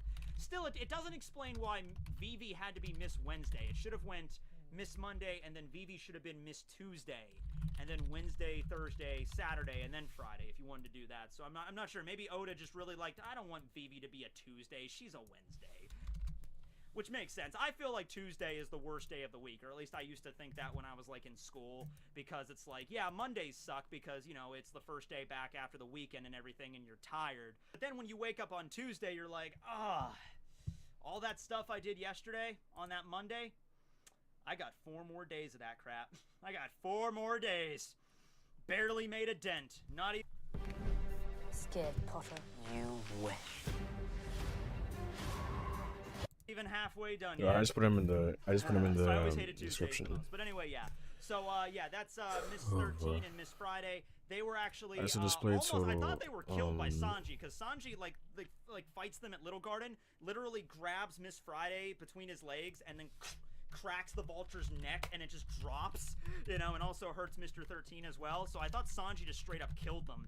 But no, they're alive, and it turns out the Marines actually captured them, and the Marines are using them now as basically like hostages and to sketch art like known criminals. So they're basically the sketch artists that are, they might very well still be working for the Marines, because they basically like, hey, we'll feed you if you sketch the other members of Baroque Works for us, so we know who we're dealing with here. and so they might be still working for the Marines as sketch artists for other, you know, really well-known pirates or like revolutionaries or something. So who knows? We might actually get to see the Unluckies again because they are still alive and they might be useful. And they're out of work now, so the Marines might be like, hey, you guys are really good at gathering intelligence and you're really good at sketching artwork. So tell you what, work for the Marines and just travel around and find out what's going on, and then, you know, find out the revolutionaries and sketch their appearances, and let's see what's going on here. So I could actually see the Unluckies popping up again. But as for pretty much everybody else, aside from like Mr. 2, who is an ally now, and obviously like Mr. 1, who's currently working with Crocodile, Mr. 3, who's now part of Buggy's crew, I don't see them I don't see the other ones showing up. I don't see like Mr. 5 showing back up again, or well, we actually do find out who Mr. 12 was this whole time. Like, that would be so weird, man. I'll tell you what, it's already a long video, but that would be so weird if at some point in the story, the Straw Hats are traveling and they encounter some random person, and they're like, oh, I used to be Mr. 6, part of Baroque Works. I'm like, oh, okay, you know, like, all right, that's something I never thought would be revealed, but okay, that's something. Oda does like to bring stuff back that he hasn't touched upon in years and years and years, so who knows? Maybe it will. Maybe it'll be just some off-the-cuff thing where it gets brought up. Who knows? Maybe, actually, you know, there is one way I think it could be brought back, and it's not the bakery thing. It's not the bakery thing. I mean, even in this case, it would probably be better just to use another officer agent, but anyway, let's say Crocodile does revive Baroque Works at some point, but it's a much more, like, a limited, like, it's only, like, 5 or 6 members, like, the strong of the strong in Baroque Works, right? He makes, like, Baroque Works 2, where he just uses this, it was his trademark. He's the one that came up with the damn logo, right? So he does that, right? And, let's say it's in the paper, Baroque Works is resurfaced again, except this time it's not like a secret organization. Like everybody knows it's Crocodile. Crocodile's already well known as a pirate that's active in the New World. He's freed from Impel Down. They know he's out there doing stuff. So Crocodile's not even going to do with the pretenses. He's like, yes, I'm back and I'm running Baroque Works again. We could maybe cut to a random scene somewhere in the Blues or in the Grand Line where we see an individual reading the newspaper. So Baroque Works is back. And then we get the title card, like, former Mr. 6, former Miss Mother's Day, or whatever, and be like, oh, so the organization is starting back up again. Maybe we should join. And just a cameo, just to see them. But even with that, I could see, like, it would be better if, like, it was one of the ones that are at the Spider Cafe, like if Zala was reading the paper and like, oh, so the boss is starting it up again. Maybe we should. We're doing a click because we're doing a click. It's gonna give the GUI to the player. Like, no, like Miss Merry Christmas is like, screw that. I'm a princess here. I'm staying here. I'm not joining them again. Screw that. It's like, okay. So it would probably be something like that where we wouldn't see Mr. 6 or any random person. It would be probably the Spider Cafe where we touch base with everybody that would be there. But anyway, this is already a really long video. This is over an hour. I mean, once I edit it down, it's going to be shorter than that probably, but damn. Hope you guys enjoyed this. This has been a long time coming, and we only have 2 videos of the list left. One of them is another Devil Fruit discussion. It's not going to be a very long video, so that'll be like the calm before the final video, which will definitely make you cry. Thanks for watching, everybody. This will be Tekking signing out.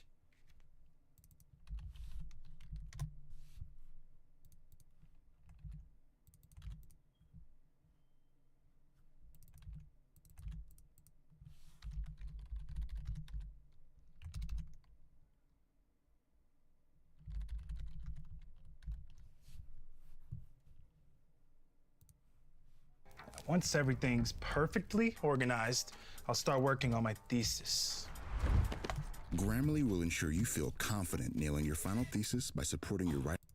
Yes, we have finally made it to this video, ladies and gentlemen. Katakuri versus King, a knockdown, drag-out brawl. Who will emerge? The donut guy or the giant dinosaur Tyrannomodon guy? I guess we'll just have to find out. But before we get to that, oh, there's something first I need to address. A little bit of an intro. Don't worry, it's not something stupid. You'll actually enjoy this one, okay? If you want to skip right to the fight, I'll put chapters down below, but I think you really want to see this, okay?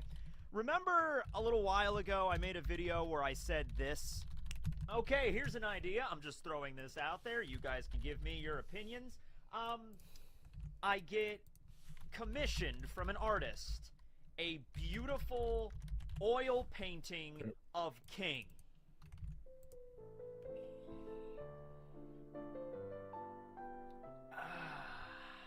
Yeah, I got got the picture. Isn't it incredible? Haha! The prophecy has finally been fulfilled. This was done by the marvelous artistic skills of Stefan. And if you want to know more about the picture itself and how it came to be, I'll address that stuff at the end of the video because I know everybody just wants to get into the fight. But there is no way, in good conscience, I could make a Katakuri versus King video without having this amazing piece of artwork in the background, okay? That is the perfect set piece, all right? So thank you to Stefan for drawing it once again. All right, so let's just dive right in. I have a giant sheet here. Let's just do this death battle style, okay? Let's have a little bit of an introduction for each character and then just dive into the fight. It's just like death battle, except, you know, I don't have the animation budget, but I can act stuff out, and that's just as good, right? Okay, so let's see the first contender.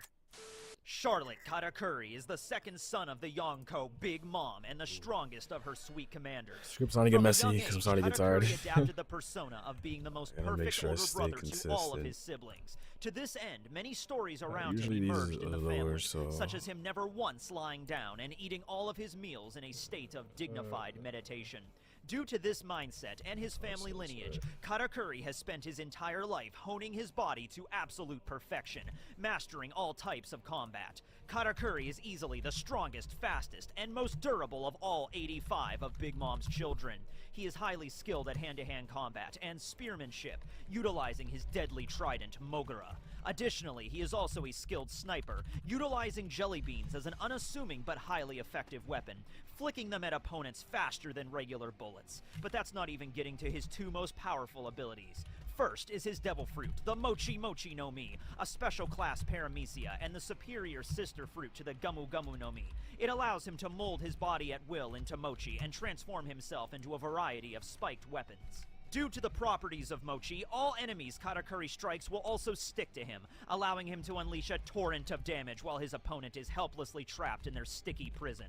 The Mochi can also ignite, as with his grilled Mochi technique, adding explosive damage to the mix of his already potent techniques. On top of that, Katakuri has awakened to the true power of his Mochi fruit, and can change the very environment around him into flowing rivers of Mochi to attack and entrap his opponent with ease.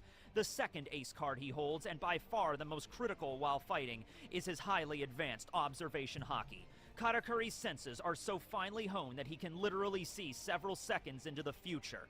This, combined with the malleability of the Mochi fruit, allows him to basically pass through any attack that he can see coming. But if having broken observation powers wasn't enough for you, he is also highly trained in armament, and he possesses Conqueror's haki as well. Despite all of these powers and his fearsome reputation, Katakuri does have several key weaknesses. For one, his future sight powers work as the keystone for many of his moves, and if his state of mind is disrupted, such as in moments of surprise or rage, it will falter and he will no longer be able to see the future, weakening not only his reaction time but also many of his Mochi techniques. Katakuri does not live up to many of the absurd rumors in his family that they spread about him, and for this reason is rather self-conscious about anyone seeing his true face and personality. This results in rage or sadness that will negatively affect his haki prowess. Finally, Katakuri does have a sense of honor while he fights, and if he feels the fight becomes unfair, such as his opponent getting hit by a third party, Katakuri will take any measures to even the score, such as stabbing himself with his own trident for the sake of his pride as a warrior. He also really likes donuts. Which, I don't know if that's a weakness or not, but he just happens to really like donuts. Ooh, Katakuri looks really scary, guys. Right. I don't know if King's gonna be able to handle him. Plus, we know that Katakuri loves donuts, and we have no idea about King's donut preference. Let's look at his stats and find out. King is an all-star and the second in command of the Beast Pirates. He is a Lunarian and the last known member of his race. This heritage grants him a slew of natural abilities, such as flight with his 2 large black wings and pyrokinesis. King, as well as all Lunarians, can create and control flames from any point on their body, such as hands, legs, or back at will. He's also naturally immune to attacks that involve fire or heat. However, special types of fire, such as Marco's Phoenix Flames, can still injure him. Additionally, he can also add his fire to his sword or mold it into large-scale attacks, such as his Omori Karyudon, a gargantuan dragon forged out of pure fire. Shooter ship cannon. Being a Lunarian also gives him unique combat abilities. While King's flames on his body are ignited, they grant him an insane defensive buff, to the point where he receives several of Roronoa Zoro's strongest attacks, with Haki added, mind you, and he did not show to take much damage or even bleed from these onslaughts. However, if King chooses to, he can extinguish these flames on his body, removing said defensive buff, but gaining a huge boost to his speed instead. Lunarians were stated to be able to thrive in any natural environment, and in the case of the One Piece world, that is a hell of a statement right there. So far from what we've seen, Lunarians are the most powerful and resilient race out of all of them in the story. But this isn't even all King has in his arsenal. No, he's also eaten the ancient Dragon Zone model Pteranodon, granting him a large size, striking wingspan, and breakneck speeds while in his hybrid or full animal form. And if his natural defenses as a Lunarian weren't already absurd, being an ancient zone also grants him buffs with his defense and his recovery rate. King also wields a sword in combat, and while being pretty adept at it, he prefers using more underhanded tactics rather than following the code of Bushido. The sword's rank is unknown, as well as its name, but it has a mechanism that allows him to change the lower part of the blade into a sword breaker, a weapon capable of trapping an opponent's sword and effectively disarming them in the process. His BDSM gimp suit that he wears isn't just for doing kinky stuff on Saturday night. It also contains a slew of hidden blades and knives, as well as hidden explosives. He can goad his enemy into attacking certain parts of his suit that detonate upon impact. But due to all of his absurd defenses that I've mentioned up until now, King causes no harm to himself in the process. King was also stated to know both observation and armament Haki. However, he does not seem to rely on Haki as much in combat, favoring his natural Lunarian powers and ancient zone forms. He was shown to harden up his katana with armament Haki, but beyond that did not really display any advanced forms of Haki in the story. Now you might be thinking at this point King has no real weaknesses to speak of, and that is kind of true. In fact, the only way to even injure him to begin with is either when his flames are out, reducing his defense, or using a massive amount of Conqueror's Haki like Zoro did, much like Katakuri as well. King is not fond of those seeing his face due to the high bounty the government has placed on his entire race. This leads him to burn to death anyone who has the misfortune to see his impeccably chiseled jaw. Overall, King is a very calm and stoic fighter that does not leave many openings, and is absolutely brutal with every attack he makes. A true king to bow down to. Ba-ba-ba-bam, ladies and gentlemen, and there we have our two contestants for this fight, okay? Right, and I don't want anybody to think that this is going to be a wash. I have a feeling going into this when I was planning this video. By the way, thanks to Brago, because I did a video with him a little while ago, and that's kind of where the origin of this video came from, so thanks to Brago. But, no, I was thinking, like, man, people are going to just assume King is going to one-shot Katakuri in this, you know, because Katakuri's fight with Luffy, that was a few years ago at this point. It's not as fresh in people's minds, and we're just coming off the King fight with Zoro in the manga. Like, it just happened, okay? So, you know, I don't want people to think King's just going to walk in, it's going to be an easy fight, just like it was between Katakuri and Dofi. Because I did a fight between those two, and I thought it would be very interesting. But when I actually sat down and looked at everything that they each had to offer, it was a wash. Katakuri just completely decimated Doflamingo. Like, it really wasn't close in my mind, right? Bro, but looking at both of these fighters together, Katakuri and King, and laying everything they have down side by side, it's actually a weird kind of balance. Where, yes, King is a Lunarian and he has enhanced strength and durability, and he's got his ancient Pteranodon zone, and he can control fire and all that stuff. He has a lot of stuff in his toolbox. And Katakuri, you know, he's just, well, technically, I would say a normal human, but his mother. Oh my god, I forgot to. So that definitely adds some boost to that. But, you know, Katakuri can't create fire or anything. But when you look at Katakuri's, the things that he brings to the table, he's got his Mochi Mochi. Yeah, I have all the data, just forgot to put the data in there. And so that just gives it more utility than an ancient zone. I mean, the ancient zones are impressive and everything, but obviously Paramecia's, especially awakened ones, especially the Mochi Mochi no Mi that Katakuri has, which is the upgraded form of Luffy's own Devil Fruit. It's got a bunch of techniques, a slew of different powers he can use through the Mochi Mochi. And then also Katakuri's got his Haki, his future sight, but he also has really strong armament and conquerors. Meanwhile, King, his Haki really hasn't been like fleshed out at all in the story. It was confirmed in a data book, and I think we can all agree at this point, when we're getting to this level of character, you know, these fighters and how powerful they are, they're second in command of Yonko fleets. they're going to have both observation and armament at base. Not even just like the beginnings or like the introductory level of this stuff. They're going to be experts when it comes to both observation and armament. There's just no other way they could get these positions and this level of status without it, as well as their bounties. And I did not include their bounties on their like intro scenes because I don't think it really matters in a fight. I mean, yeah, King does have the higher bounty. It's 1,390,000,000. Katakuri's is 1,057,000,000, right? But it's like, okay, King wins because he has the higher bounty. That's not what this is about. There's a bunch of factors that go into bounty, not just fighting strength alone, right? And also, I feel like if the world government knew that King was a Lunarian, and you know his bounty would shoot through the roof because of how much they wanted the Lunarians, right? So we would get a boost from that. But the government doesn't know that King on Kaido's crew is the Lunarian that escaped Punk Hazard all those decades ago, right? Exactly. So there'd be a boost there. So I didn't include bounties or anything like that, right? But yeah, King, you know, he uses observation in the sense of like, you know, oh, Zoro's over there, or, you know, he can keep up with Zoro's attacks and everything like that. But other than that, there was really no point in the fight where it was like really shown that like, oh, this was King's observation hockey. This is the level he's at specifically. This is the stuff he can do, right? And even with armament, there was like the scene where, you know, he's clashing with Zoro. Zoro's got his all three swords armament hockeyed up, and so King armament hockeys up his own katana, and he's clashing with Zoro. But there's really no specific focus, you know? Like, he wasn't shown to use the advanced forms of armament hockey, like the Ryuo techniques where you can, like, you know, put the hockey into an object and crush it like Luffy did with the collar. He wasn't shown to do anything like that. There was a little while there where I was thinking King was going to be revealed to have Conqueror's hockey because, you know, Zoro was busting out the Conqueror's hockey and armament, and so I thought King had it too. Since Katakuri had Conquerors, I assumed King might have it as well. And he might, but it would just be weird if he did because he didn't showcase it at all in the fight, and I can't just assume. I can't just be like, well, you know, King is the second in command of, you know, the Beast Pirates right under Kaido, and Katakuri had Conquerors, so King probably has it as well. Plus, his name is King, so it would make sense that he would have the hockey of a Conqueror or a King. It was never confirmed either in a Vivre card or in the manga, so I can't just go ahead and give it to him, right? That's just not how this works. So it's a weird balance where King's got his Lunarian form and his zone, but then Katakuri's kind of balancing that with his just prodigious hockey skill and his Devil Fruit, which has a lot more utility. Okay, so just don't count this out.